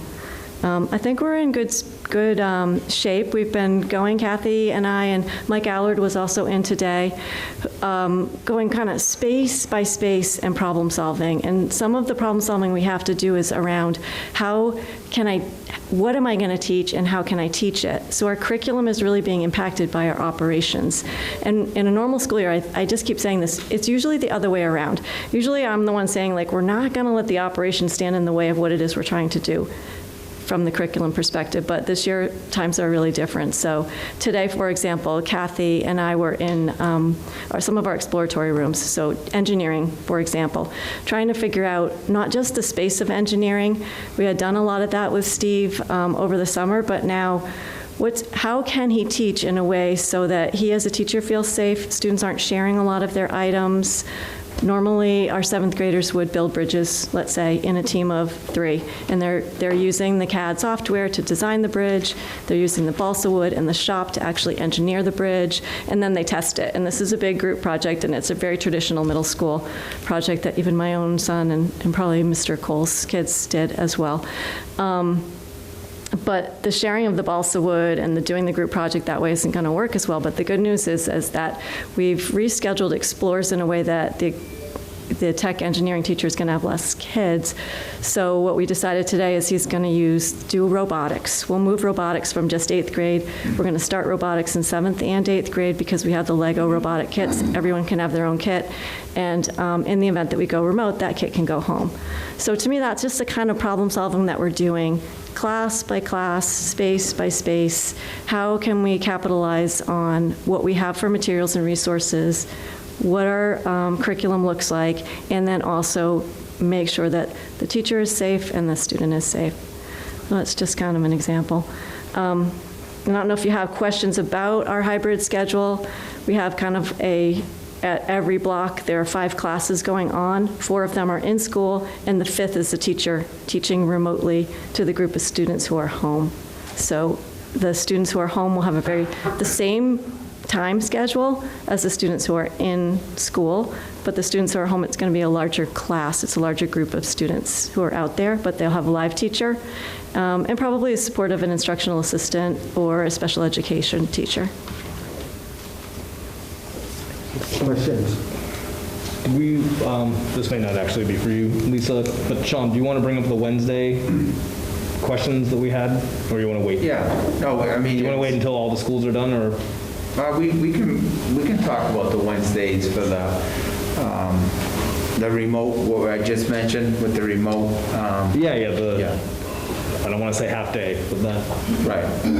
So if you want to just talk about that. What we're looking at for Wednesdays? Yeah. So our understanding is, from a district perspective, we're going to be teaching in the school building for a 3-hour block. So for us, what that will look like is at each grade level, they're doing a little bit of tweaking, and they're trying to, one thing that we need to know, we know for sure in working with Nancy, is there's going to be 3 1-hour blocks so that we can continue any kind of IEP services that we might need to put in place.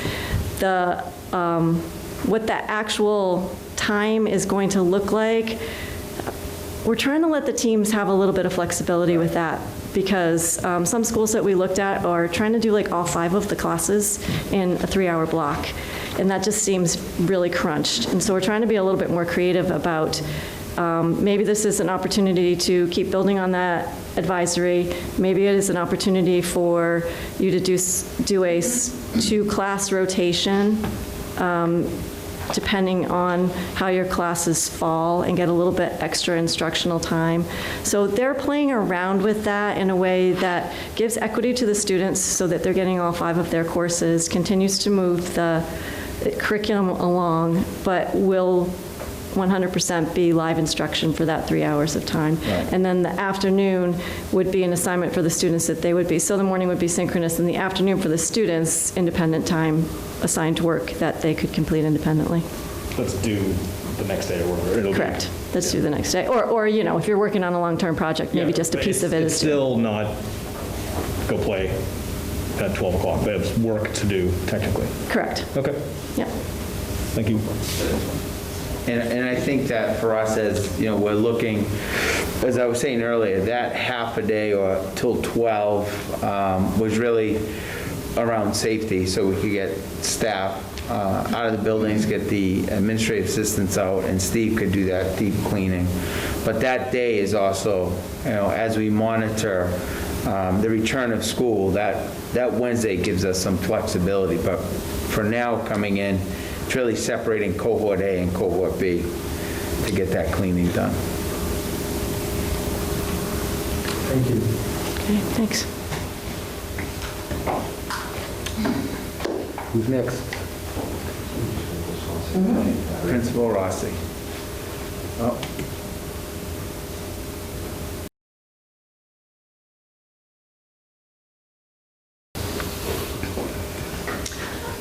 So clearly elementary is a completely different developmental level for our students than middle and high school.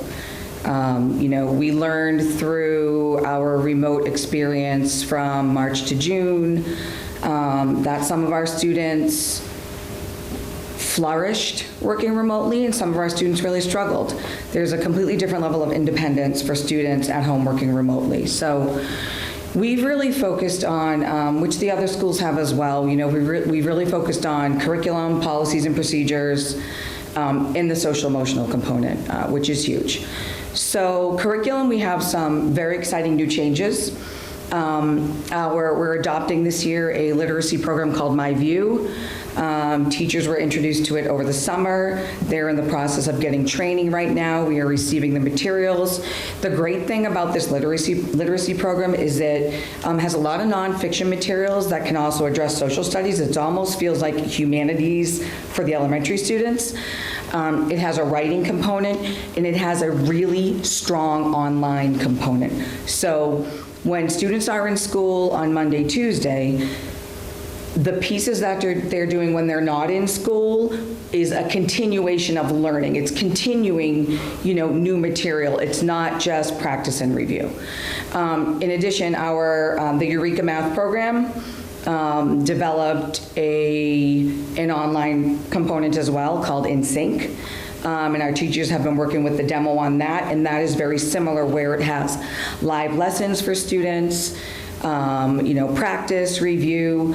But again, our curriculum will continue to move forward. It's less practice and more, a continuing of the lessons moving forward. So, we've really kind of, we've bumped up, some of the curriculum pieces so that so we can get more done, basically. A challenge for us is supporting kids when they're home hybrid remotely. Again, they're not all independent. So Ms. Sokolowski and I have worked really hard to use the staff that we have, look at it holistically, and we have figured out a plan so that every classroom will have support from a staff member when they are remotely. Some classes, it might be, they might have 20, 25 kids that they're supporting remotely, but we feel very confident in the staff that we have that are supporting students when they're home. They're very strong educators, and with these programs, every student will have support regularly when they're remote and hybrid. They will have a go-to person, they will have a morning meeting, the schedules are aligned. Grade 4 aligned their schedule, so their entire math block, literacy, science and social studies is all the same across grade 4, and it's the same with grade 5. So when students are at home, they're going to have that same schedule, including a snack break, a movement break, their lunch break, their explores. Mentioning explores, we're adopting a new model this year, which I think is great for students and our staff, as well as I feel like it's a safer model for what we're moving into. So students have a different explore each day. This year, what we're doing is, one of our teachers might have art for 23 days. And then for the next 23 days, they may move to PE.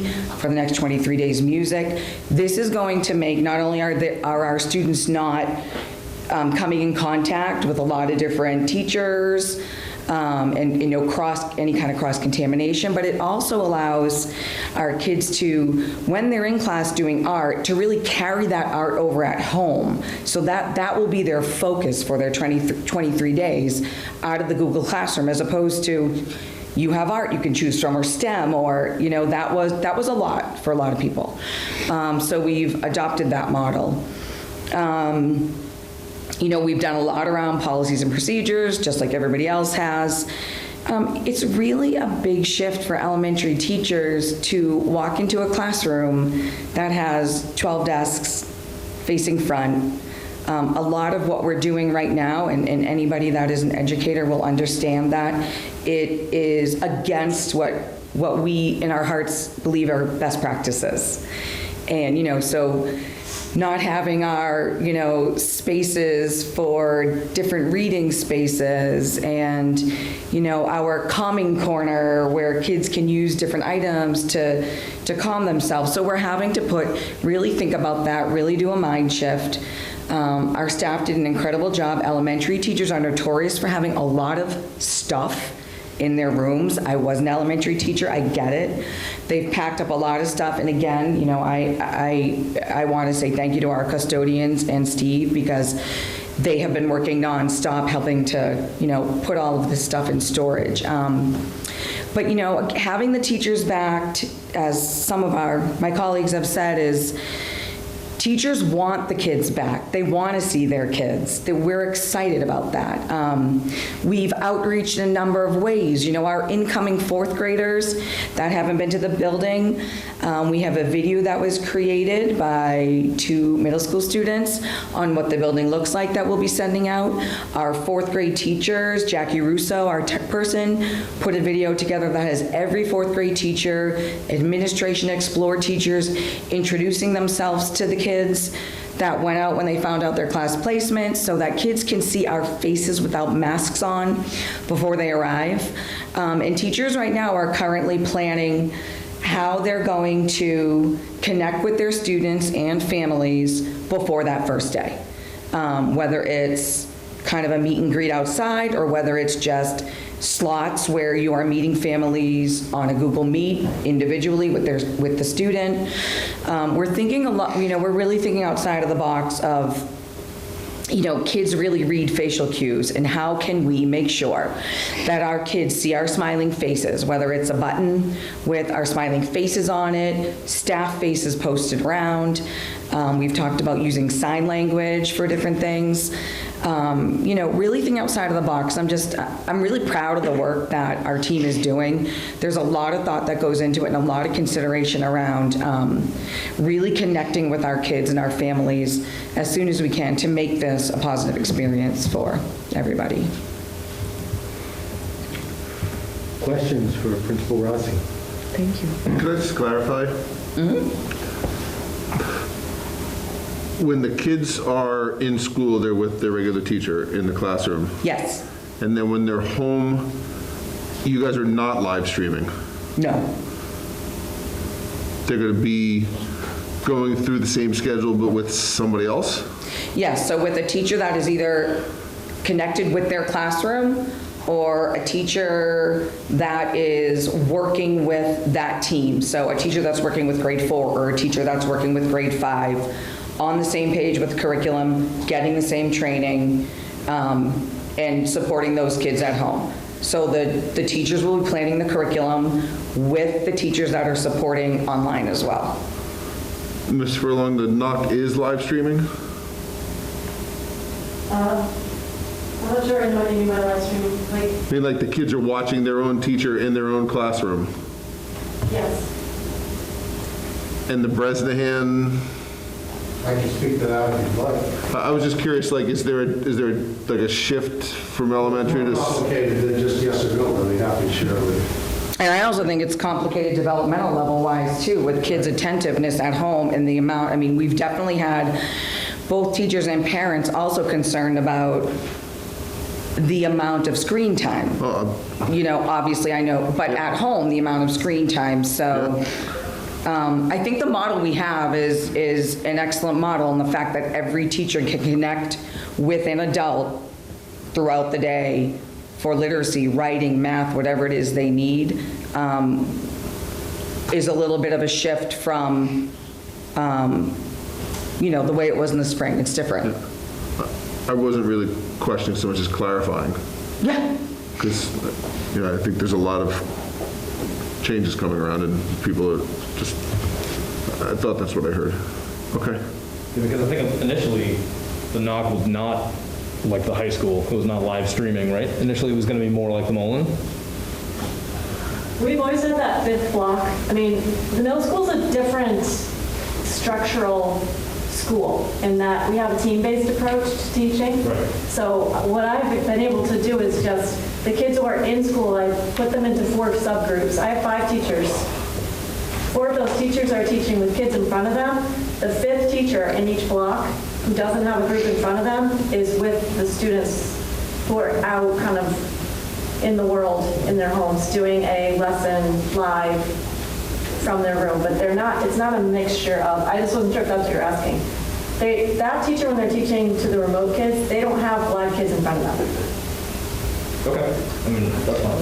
Yeah. I just think it's at some point, and we had this discussion with Sean, I think at some point, collectively, we need to wrap our heads around what's going to happen starting on the 16th and try to explain and visualize it for everybody.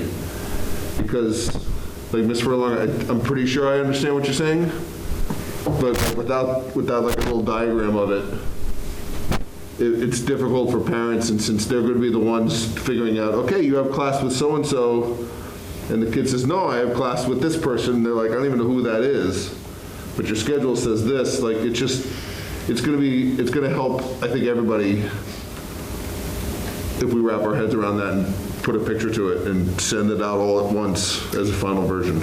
Yeah, and I think, I agree with you, Dave, and I think every school is going to be a little bit different. What I can say is that any staff, so the staff we have staff that are definitively connected to a specific classroom.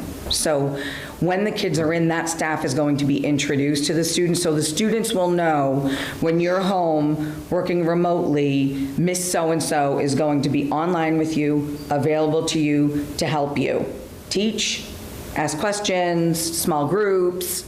So the kids will at least know who that person is. Parents will know who that person is. Kids will be introduced to them.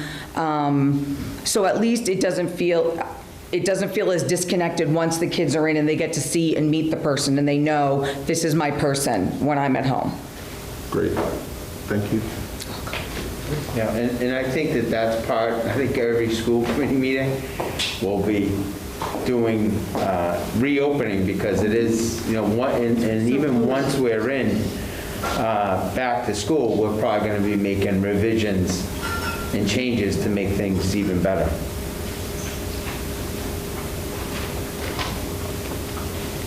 Good. Well, good evening, everybody. I don't want to be redundant because a lot of the things you've heard are what we're doing. The My View, the InSync, the last 3 days for me have been very exciting because it's the first time I've really gotten together with my staff face to face, even if it's only this much of their face. I get to see them, and that's wonderful. And we've had some really productive meetings in the last few days. I'm meeting with grade level teams, specialist teams, special education teams, and so forth. So we have a small group who can dig into the schedule and ask those questions just like you're asking now. So instead of being redundant, I'll talk directly to the hybrid portion of our day. As a teacher, because the state has recommended that there be some synchronous portion of the day where those kids, in fact, are live streaming, to use your term, with the teacher in the classroom. But we have to keep in mind that we're talking about kids that are 6, 7, 8 years old.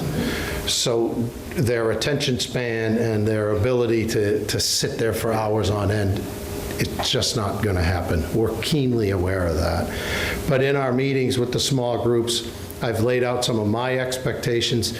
They've shared some of their ideas and thoughts, and we're working on putting those things together. I expect each day that there will be a synchronous time, a time where the teacher's live streaming first thing in the morning for a morning meeting.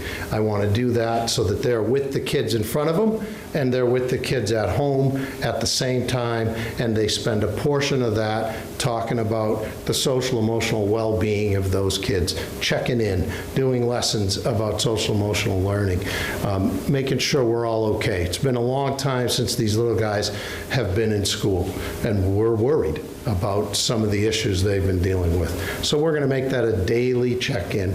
Usually lasts about 15 minutes.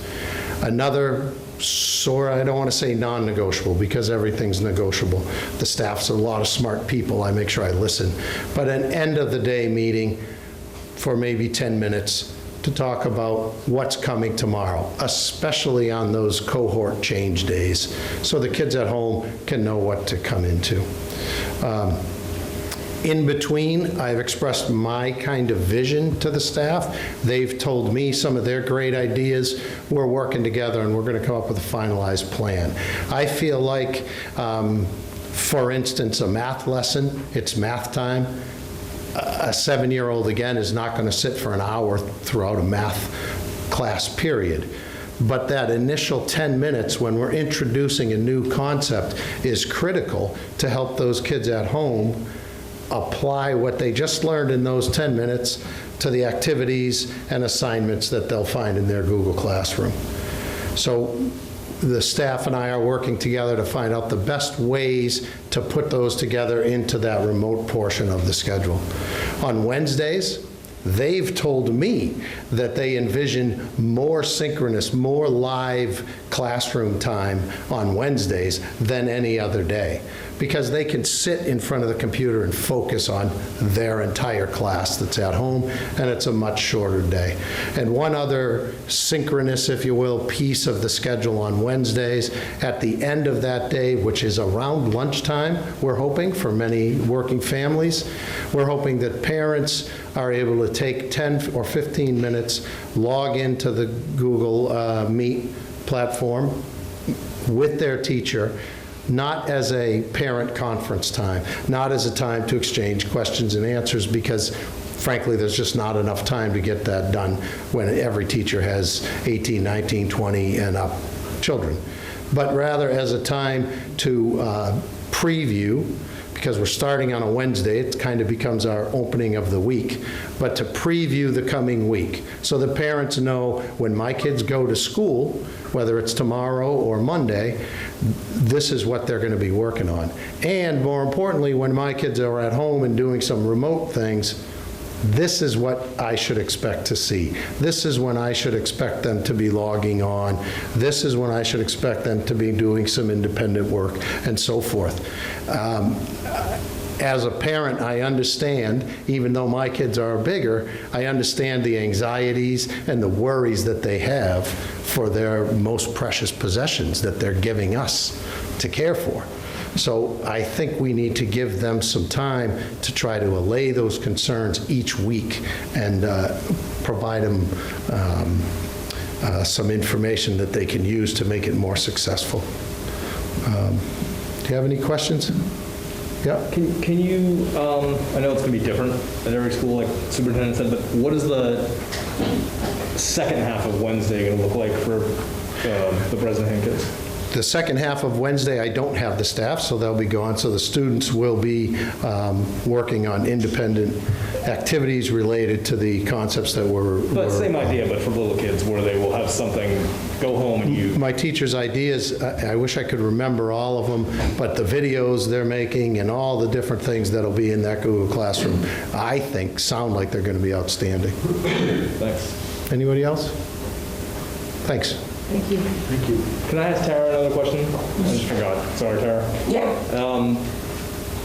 Your half day, what is that similar to the Knox, where the kids will have stuff going on and it will be due whenever it's due?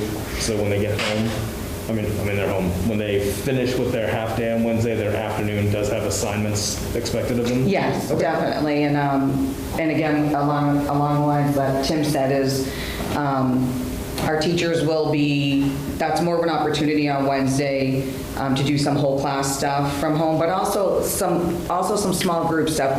My teachers have definitely expressed that the small groups with the 4th and 5th graders worked a lot better than all, 23 kids on a Zoom or a Google Meet. So there will be that component, and yeah, the day will be full. Thank you. You have one more principal? Yes. No, because on the Miss Sullivan pre-KK, they're not doing hybrid. They're in. So I gave her the night off. So they're in. Then they're in direct instruction. But I also have. Is Amy? You're not out there, are you? No, okay. I can't, my glasses are fogging up with the mask, so I can't really see. So, but we also, in Miss Koch, we didn't really have her do a presentation, but if there are questions for Nancy Koch and special education, I can tell you that our special ed education team and Nancy Koch have been working hand in hand with all of the principals and looking and working on the hybrid models. But I didn't want to neglect if there's any questions for Nancy and her team. I'm okay if there are none. Yeah, there'll probably be some next week. So, but I can't say, the collaboration with our special education department, along with the planning with the principals and the teachers, has been outstanding. So, thank you. I just have one question. So Nancy, in terms of meeting parents and getting the IEPs in place for this fall, how has that been going?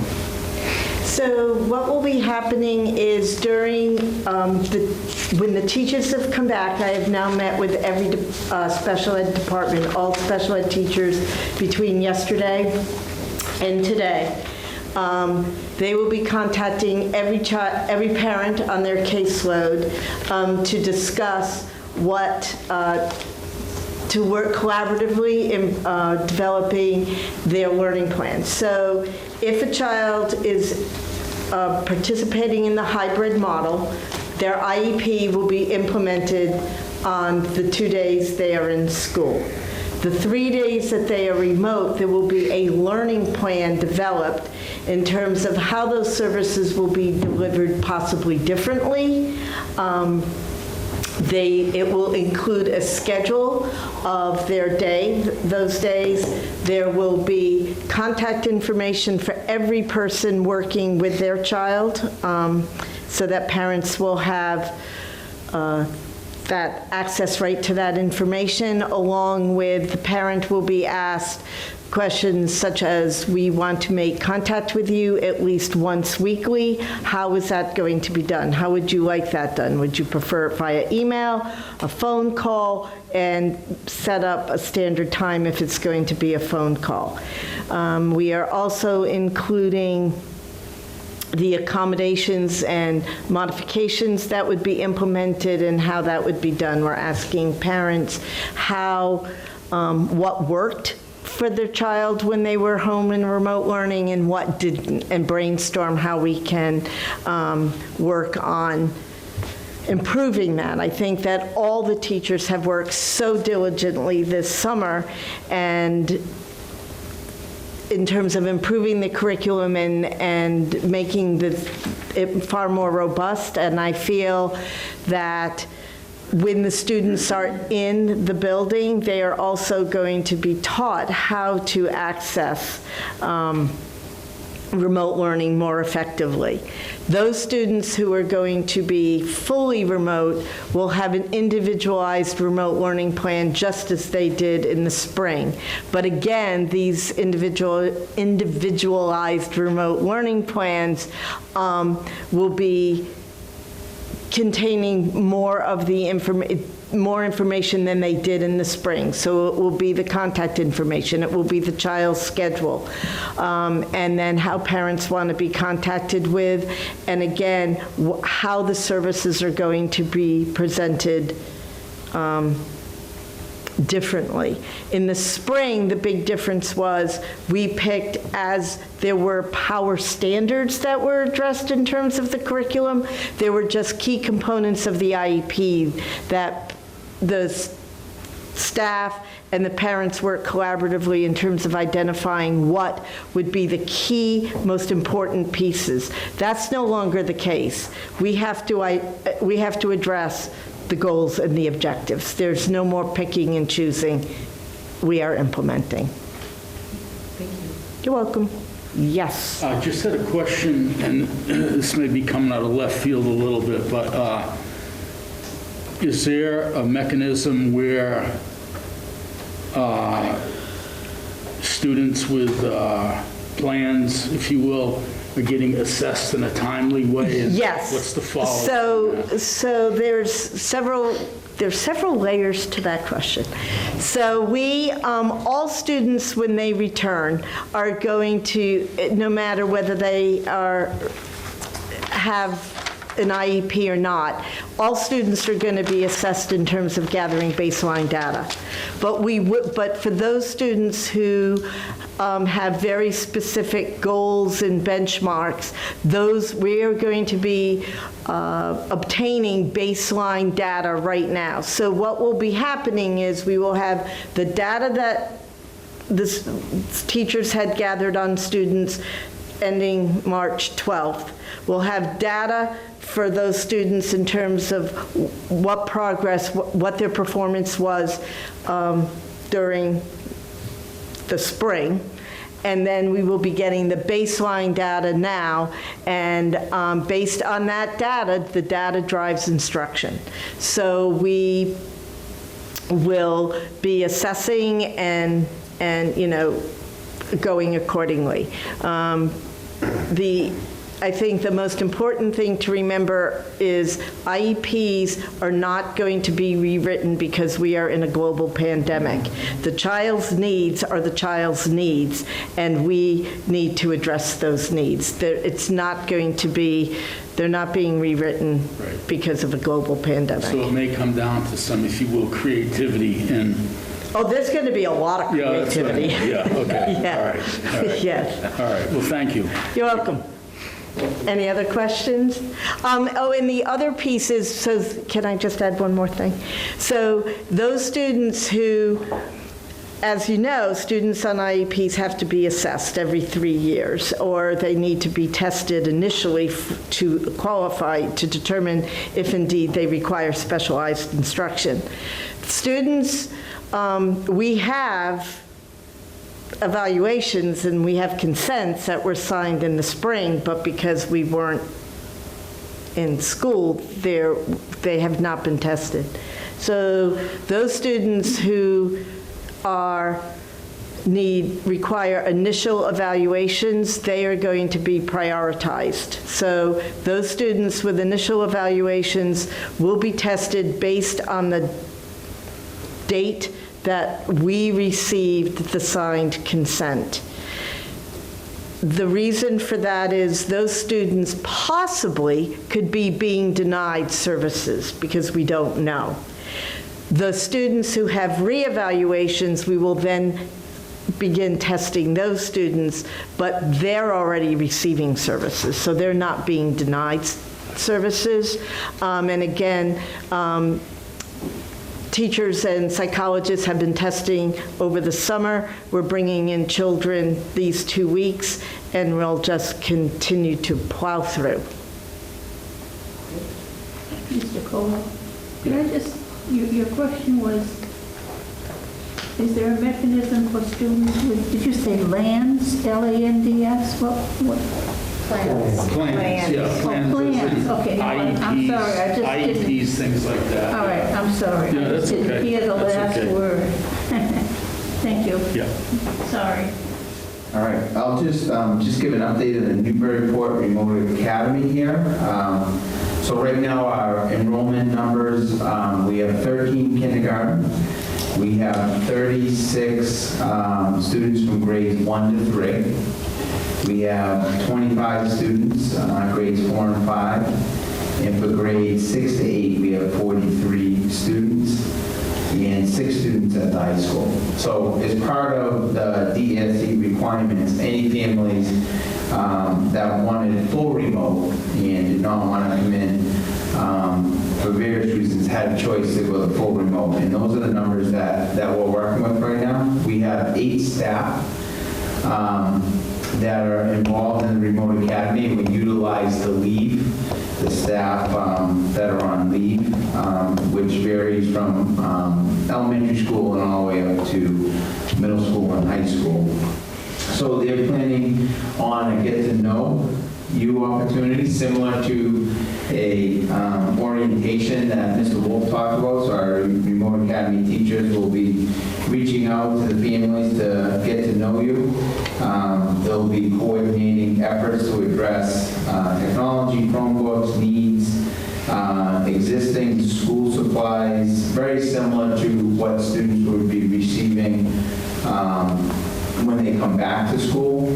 Some of the highlights of the academy, as they work out a lot of the details, they'll be engaged in all content areas, as well attend the arts and physical education classes remotely.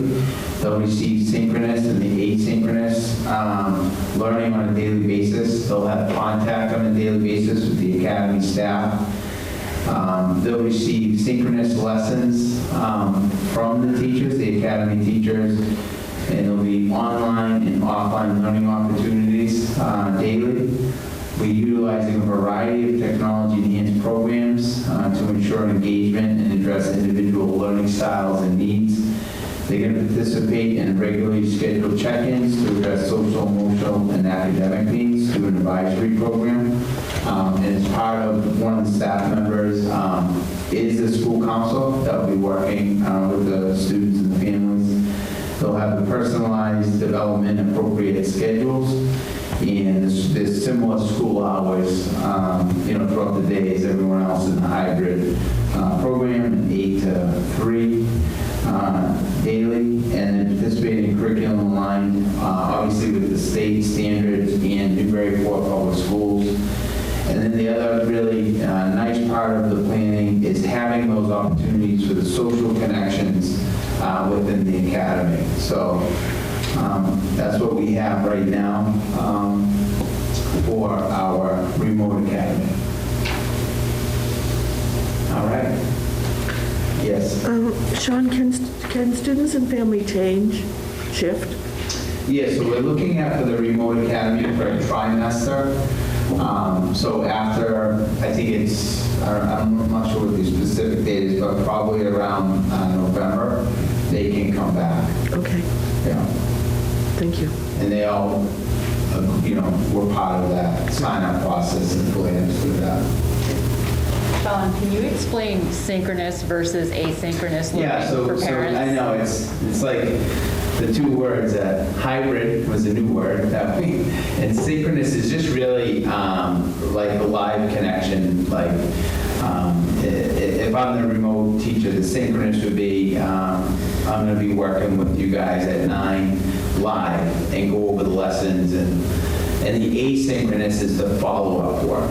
So if it was a project, if it was a history project, so I made the live synchronous instruction, go work with the students on the tasks, and then allow them to go off and then work on those. So you're not sitting, as Mr. Hawkeyes has said, and I think all the teachers agree, especially at the younger levels, we don't want students having to sit in front of a computer for 6 hours. That's not going to be beneficial for anybody. So part of the live instruction is really to give that mini lesson or the direct lesson and then allow the students. The other piece is, I think, with the social connections too, is part of the work that Dawn has done. Skane is develop those breakout sessions through the Google, the Google Hangout, Google Meets, where students are actually collaborating, not necessarily getting the direct instruction from the teacher. So, and as we said, this is going to be a fluid year, and I think when our staff and the students are back, and as we get into these models, we're going to continue to refine and make them better. So that's kind of where we're at. I have one question before Kyle's going to come up, right? Yes, Kyle will be next. Just about the high school app for the kids. Every morning they're going to fill out whatever the questions are. Yeah. When are they going to have access to that? Yeah, Ms. Riccio, this is regarding the self-screening, correct? I guess that's what it's called. Yes, Yeah. for the help. When do they have access to it? Like to start trying to use it, or training, I guess? Because it's, we've got cohorts now and everything, so we just have to finish working on fine-tuning because the cohort A, cohort B, they come at different times, so that. Are we talking about the same thing, the phone app, I mean? Yeah. Okay, all right. So that just takes time to finalize, because everybody's schedules are kind of so fluid. Yeah, sure. When do we think, it's like 8 days till orientation for high school kids. What's the estimate? I'm just picturing it on a technical level, people who don't get it or don't understand it right away, so there's going to be more days to figure out. Well, we're going to make a little video and kind of show the kids too, but yes. But it'll be before that orientation week, you think? So when's your orientation? 15th. October? Get out. So I'm hoping we're going to have it by the 15th. But not before that, probably.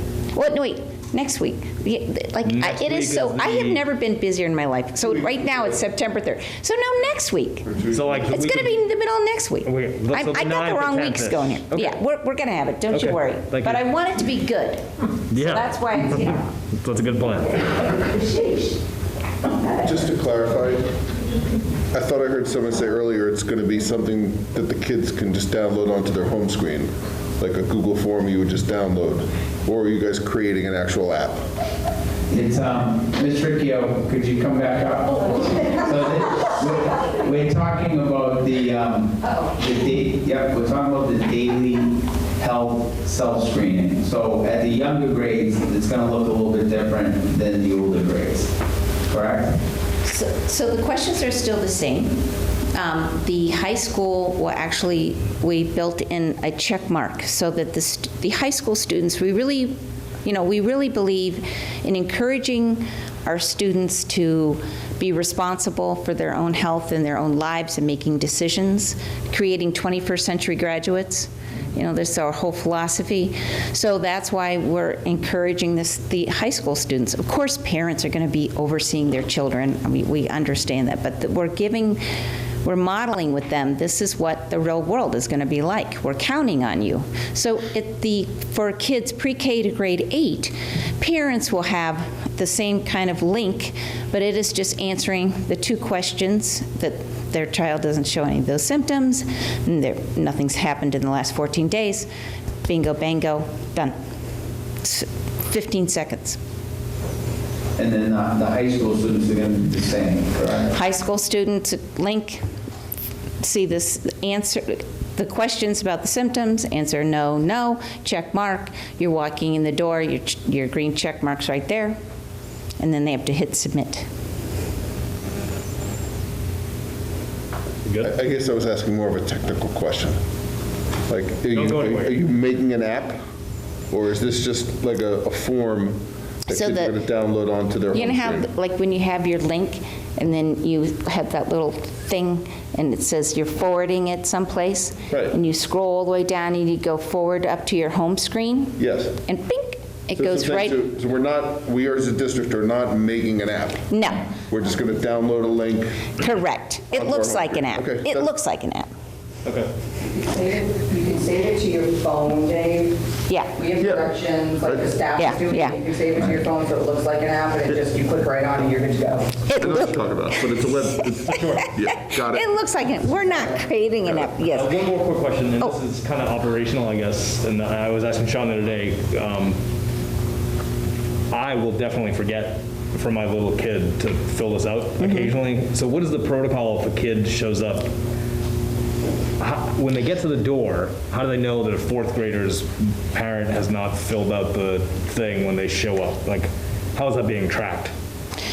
So it's confidential back to the nurses. Okay. But I'm going to tell you, most districts that I know are, again, I've mentioned that in the letter, in the summary that I wrote, most districts that I know, they're having parents sign that they're going to daily just do this, and they won't send their kid to school unless they don't show symptoms. But no, they're counting. But I'm explaining to you. I'm just explaining it. So then we try to provide the ability to be able to have it be something that would remind people to do it so that they could get it in.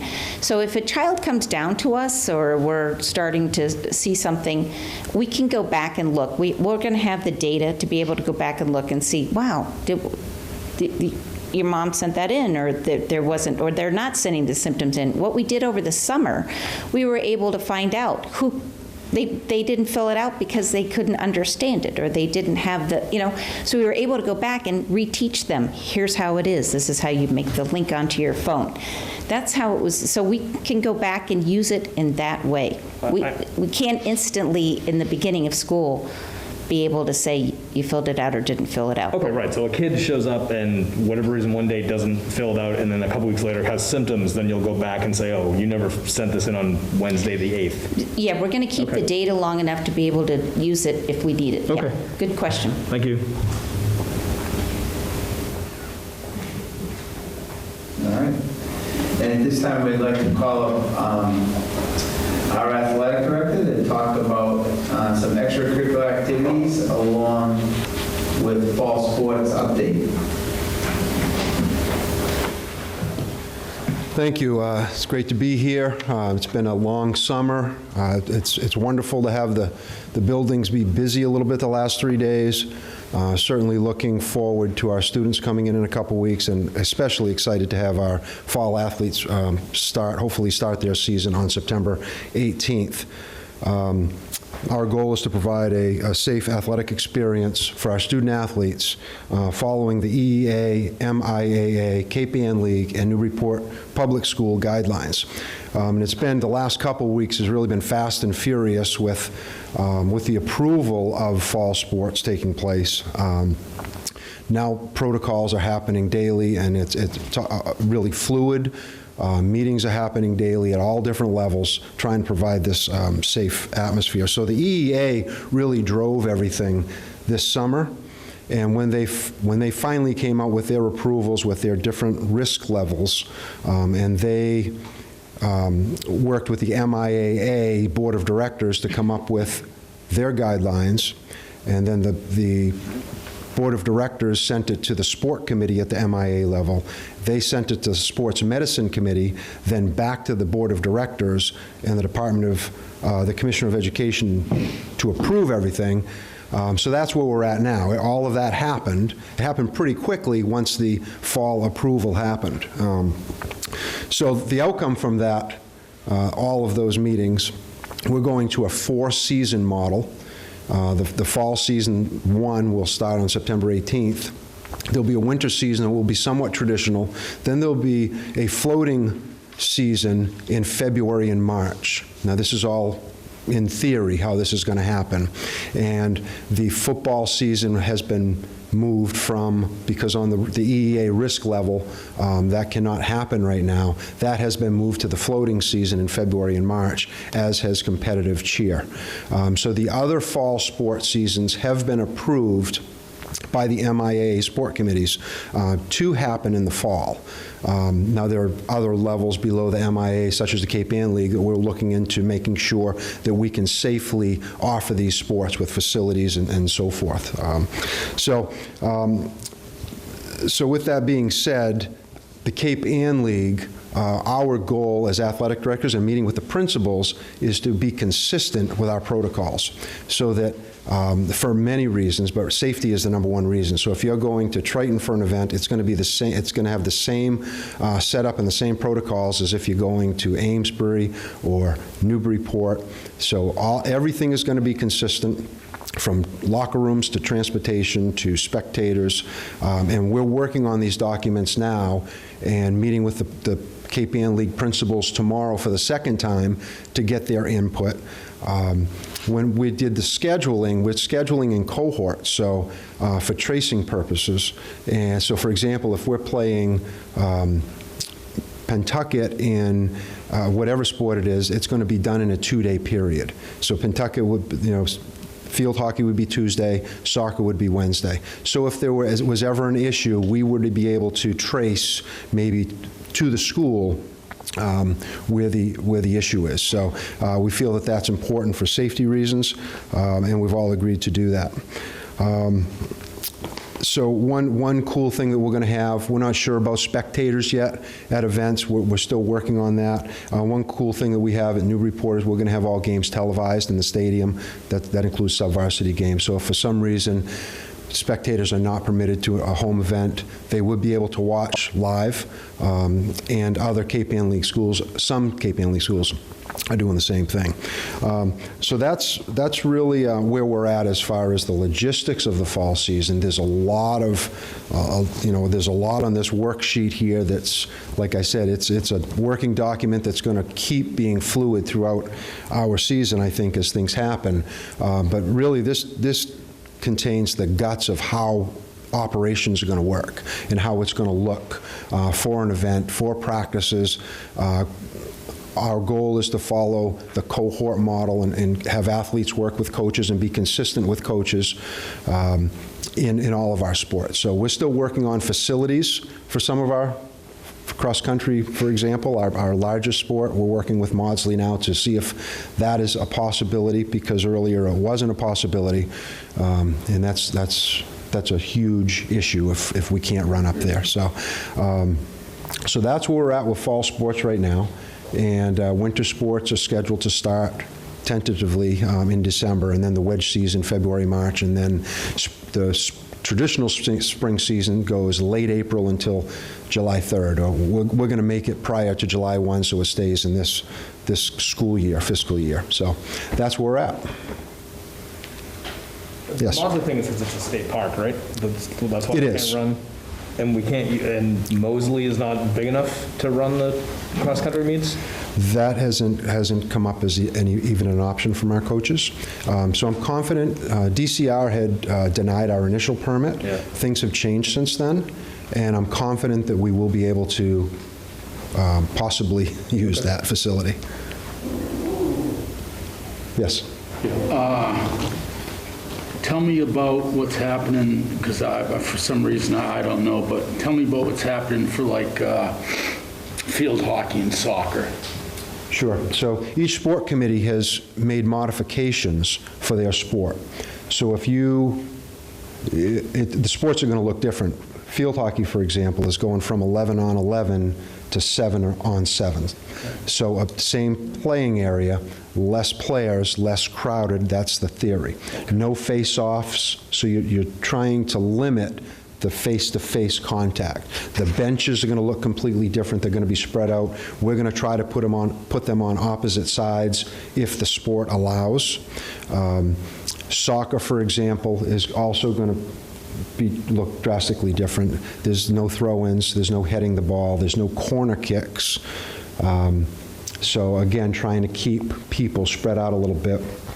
You know, I'm not sure how you defend somebody without getting within 6 feet, but that's, you know, our coaches will follow the guidelines, our players will, and that includes practice.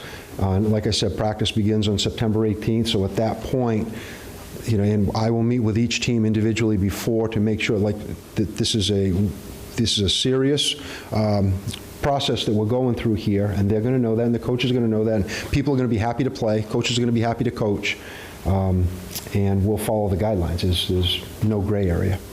And just anything about golf?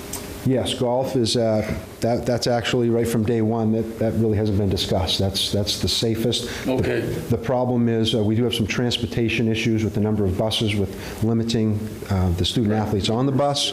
So we're trying to pick days.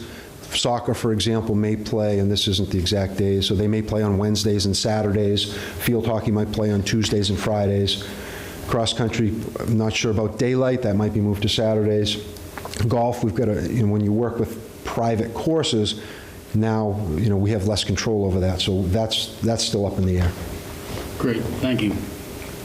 They're starting the season on a Friday? Yes. The 18th? Yes. That seemed a little, is there a reason for that? It was supposed to start on the 14th, that Monday. Yeah. Then once school, that was before the announcement for school starting on possibly the 16th. Mm-hmm. So the MIA wanted to make sure schools open before the start of the season. Do you anticipate more weekend things this season than, Yes. and I remember last year, my daughter's only played two high school seasons, but there was nothing on the weekends. Yeah, we'll So she's been definitely working play on every weekends. Saturday, and there will be What's some Sunday events as well. Okay, so the kids who work jobs on weekends might run into a conflict? Correct. How soon do you think a calendar of events is going to be available? We so have families can tentative start schedules planning? prepared right now.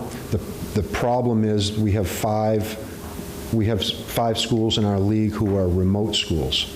So their school committee meetings aren't until next week, and some as late as September 15th. So to finalize a schedule, which we can do very quickly, tell us how many teams we have, and we're going to have every scenario ready. And we still have to go through the process with our league principals. So nothing has been finalized yet. It's only been 2 weeks, really 1 week, since this has been approved. So we will release as soon as we can, but there's still unknowns. It's just a big shift. And Columbus Day weekend? Yep. Yeah, we play on Columbus Day weekend. We play on Columbus Day, always have. Didn't last year. I'm just... Yeah, it's basically a 6-week season, so we're going to maximize. Okay. Yes. To some extent, have coaches been in touch with the teams they have? Have you been identifying students who may want to play a sport? What kind of contact have you had with your student athletes? Well, coaches can contact them. They can't have direct contact with or instruction. That would violate the MIA out-of-season policy. We've had registrations, so many of our student athletes, we have over 300 signed up, registered already. We're trying not to give out too much information because it does change so often, but we're really close. We're hopeful after tomorrow and into next week for sure that we have better ideas. So our coaches, we don't have teams selected. We don't have teams yet, so the coach really, he can provide some information in general, but he's not reaching out to every person because he doesn't know who every person is, or she is. Additional questions? Now, we have had an evening here of outside the box, inside the box, just Great information. Creative ways of trying to get things done. And it does, again, really seem to me that the whole focus has been about getting kids back in school and making this work. So I appreciate all the energy you've put in and all of the staff have put in. Thank you. Can you keep us informed of all these changes, Kyle? I'm sorry, I couldn't hear that. Could you keep us informed as Yes. these decisions are all made? Absolutely. Even send us an email. This is where you can find the schedules, the links on the, Sure. Everything should be on our website once they're determined. Schedules will be on there, any information. Okay, thank you. Sure. Great. Thank you. Thank you. Do you have any additional questions for anybody in the room? The Y, can you talk about what's happening with the after-school program with the Y? That's been an email that I know a lot of us have received. Yeah, Requests from families about. Yeah. So we spoke with the Y, and Ms. Riccio, you're back there still with, you've spoke with Amanda also, right? Bradbury? Yeah. So Yes. Yes. So I sent her information, and so we are connecting tomorrow, or she's up remotely or something. She's gone somewhere. So we are connecting together by phone and things. Yeah. Yes. So basically the YMCA and talking to Ms. Bradbury was, they're going to take the after-school program tied to our cohort, so cohort A and cohort B. And then from my understanding, it's approximately 20 to 25 students. Yes, so she'll be following the guidance from the state, so it's much smaller than what's ever, the usual, what you're used to seeing. So but it's going to be very much the kids that are in the building during that time period, Monday and Tuesday, would be offered. Correct. Yes. So we're cohorting even that program, and then they'll be utilizing two spaces, I think the cafeteria and outside space. Yeah. And Ms. Riccio's working with them to make sure all the protocols are in place. Yes. Yeah. Any of the parents that emailed us, when they, by mistake, they emailed the school committee about this, so obviously with nothing to do with it, have they been contacted about that announcement yet, do you know? By you or Amanda Bradbury? No, because... Not yet. Not yet, because Amanda just reached out to me at the end of last week, so Right.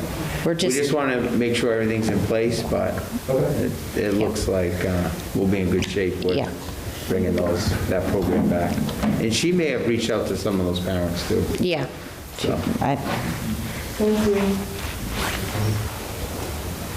The next item on the agenda is the school calendar. The background for having that item on the agenda is the recognition that we may actually be changing the calendar in the middle of the school year. So I know that Brian was interested in talking about that, and maybe Sean, you can share with us a little bit about what you think in terms of any changes that might be upcoming.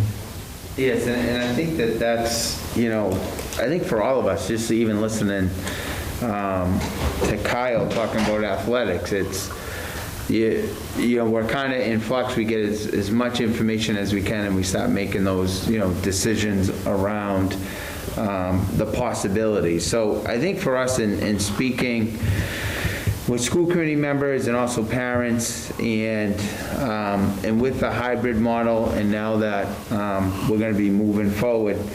So the question was the early release days that have been built into the schedule. And my recommendation is to take all the early release days off for the first half of the year. So then students that are here on the hybrid model and in person would have their regular day. And then I would recommend that we reevaluate after the holidays in December and the winter break, reevaluate in January to see, depending on where we're at with professional development. The idea is we also have 2 full days that we may use at some point, or we may not have to use them. But that would be my recommendation for the adjustment of the calendars. No early release professional development for the first half of the year, and reevaluate in January. So we'd only be, I'm sorry, were you going to say?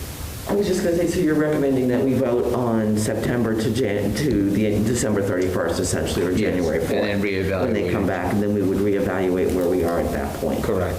And then the other piece is... Without the no early release, except for, well, that doesn't matter because you wouldn't be getting out of school for Thanksgiving anyway, right? So, because... Right. I mean, that Wednesday would probably stay as the... Yeah, because we'd be, if we're in the hybrid, we'd be remote anyway, so. The only piece that we may, because we have those 2 full days, so let's think positive, as school committee Callahan mentioned. Let's say things are going the right direction and we want to bring more students back. So you may want to use a professional development day, for planning of, so you guys, we have the flexibility of those 2 days to put them where we want if there's going to be a major shift in maybe bringing more students back. So that's kind of why we kind of want to hold off on those and then utilize them when we think we really are going to need to. So we're just removing the one in November and the one in December then? Correct, you're removing those. And I don't want to go down the rabbit hole here. So I know we talked about there only really being a holiday on Monday for Columbus Day, so that cohort misses a day, basically, but the other one doesn't. Are we able to, specifically November, everybody's remote on the Wednesday, which is always a half day anyway. Since we're going to have the Monday, Tuesday cohort missing the one day in October, can we take the Thursday, Friday cohort and have one of their days go on the Tuesday of Thanksgiving week, so that the Thursday, Friday cohort doesn't miss an entire week of class? So basically the Monday is what it normally is, and then the Tuesday one would be the Thursday, Friday kids, so that the whole district gets to go to school 2 full days on Thanksgiving week. Yeah, I think that's something we can definitely take a look at. I would just want to bring it back to our leadership team, but that makes sense. It's the same thing before December break. Right. Yeah, it falls the same way, right? Well, we could remove the half days at least for now. And you bring that idea back to leadership team. Yeah. And if, we'll be back next week. Next week anyways. Well, do you want to wait to vote because Sean's not here anyway? Why don't we do that? Because we don't have to do it today. No. Days, right? Yeah. Okay. Thank you. Okay. Next item on the agenda is Webmaster Communications. Oh, yes, and just to give an update, so we have hired a webmaster for updating the website. It's Colin, who's out of our tech department. So that's a stipended position just to focus on getting updates on the webpage for us with materials, which was a suggestion by school committee. And, we've been, I think all of us have been, so busy with getting things settled that now we have someone designated to update the website with new information. Are they going to be doing the entire website for all schools, or are they just focused on district in terms of like administration, school committee? Yeah, it's the district, I think it's our district, and right now, because within each building for the school websites, we do have people that update those, but if there's something that needs, sort of Colin's going to help universal. oversee everything, Yeah. yes. Well, I would really strongly recommend that the whole district, administration, school committee, it's so hard to find anything on that website, in terms of looking for, past minutes, or it really needs to be totally reorganized so that it's easier to find stuff. Yeah. Well, and honestly, it's not even tough to find, it's just not there. Right. Right, that's true. It's tough to find lots of things that aren't there. Yes, yeah, but it's also tough to find things. But so I mean, I can tell you, like, the things that people have been looking for us, like asking us information for, involve like minutes or videos. We've been talking for years about any time a presentation's given at school committee meeting, it should be posted. The whole COVID reopening thing should have a dedicated separate page. A dedicated page. Yep. And I strongly think that any time a principal sends a memo to an entire school, that memo should be recorded and cataloged on a website. So people aren't looking through their emails for things. They're saying, okay, let me go to the website, and here's, Lisa Furlong sent this and this and this and this and this. Here are her emails. Right, the memos for the school. Yeah. Or just like an update, I'm going to send an update for everything. So all of those things should be cataloged. Would it be possible for, after this new web person gets their feet wet, that they could come and present, sort of show us what, like the school district website would look like, for the school committee, and then sort of work with us around, what that should look like and what should be posted, and, then we at least have a contact person to send stuff to be posted, which we didn't in the past. It just Right. sort of was there or not there. I mean, and the other piece, and just working on the website and working with Mr. Callahan, I mean, that's his forte, so he's given us a lot of suggestions on how we can do things better. And then I learned about, the company that we're utilizing. So I think down the road, we might make some changes, with his assistance to make things a lot better, so. Wonderful. Good news. But if there is somebody at each building that's supposed to be posting information onto the website, I think we should really be starting anything that principals are sending out. Yeah. Needs to be cataloged and recorded so people can go find it afterwards. I agree. All the conversations I'm seeing, like on the PTO Facebook page is a great example. Hey, does anybody know this? Well, I saw this in a memo here. Oh, I think it was this memo on this day, and then they're like screenshotting. We can do better. It's a pretty easy thing to set up. Yep. We can do better. Thank you, Sean. So we're meeting next week. On Tuesday. So can I recommend that we wait to do the resolution till then? It's late. It's been a long meeting, and we are missing a member, and I think we could pick this up on Tuesday. Does that make sense? I'm fine with it. Okay. Yes, yes? It's on motion. Motion? Is it a real motion? Second? Okay, a motion to hold the discussion and passage of our resolution until our next meeting on, what's? Number 8. Thank you. So moved. You seconded? Did I second? Okay. You seconded? Okay. Okay, all those in favor? Aye. Okay, good. Do we have any subcommittee reports? Hopefully we do. I just wanted to let everyone know that we had made a decision in executive session that our desire was to renew Superintendent Gallagher's contract, and that You gave Bruce and I permission to send him a letter saying that after school reopens, then we would work on his evaluation and contract for the next 3 years. And that letter stating that was given to Sean today, since we had to notify him by September 1st. And so the letter was dated September 1st. It was hand-delivered today, and he is aware of that. So. The other thing is that the school budget is being reviewed by the city council tomorrow night. There's a Zoom link. It's listed on the city webpage if anyone is interested in listening or participating in that review. Great, thank you. It's on the city webpage? Yes. Do I have a motion to adjourn? Second? Discussion? All those in favor? Aye. We stand adjourned.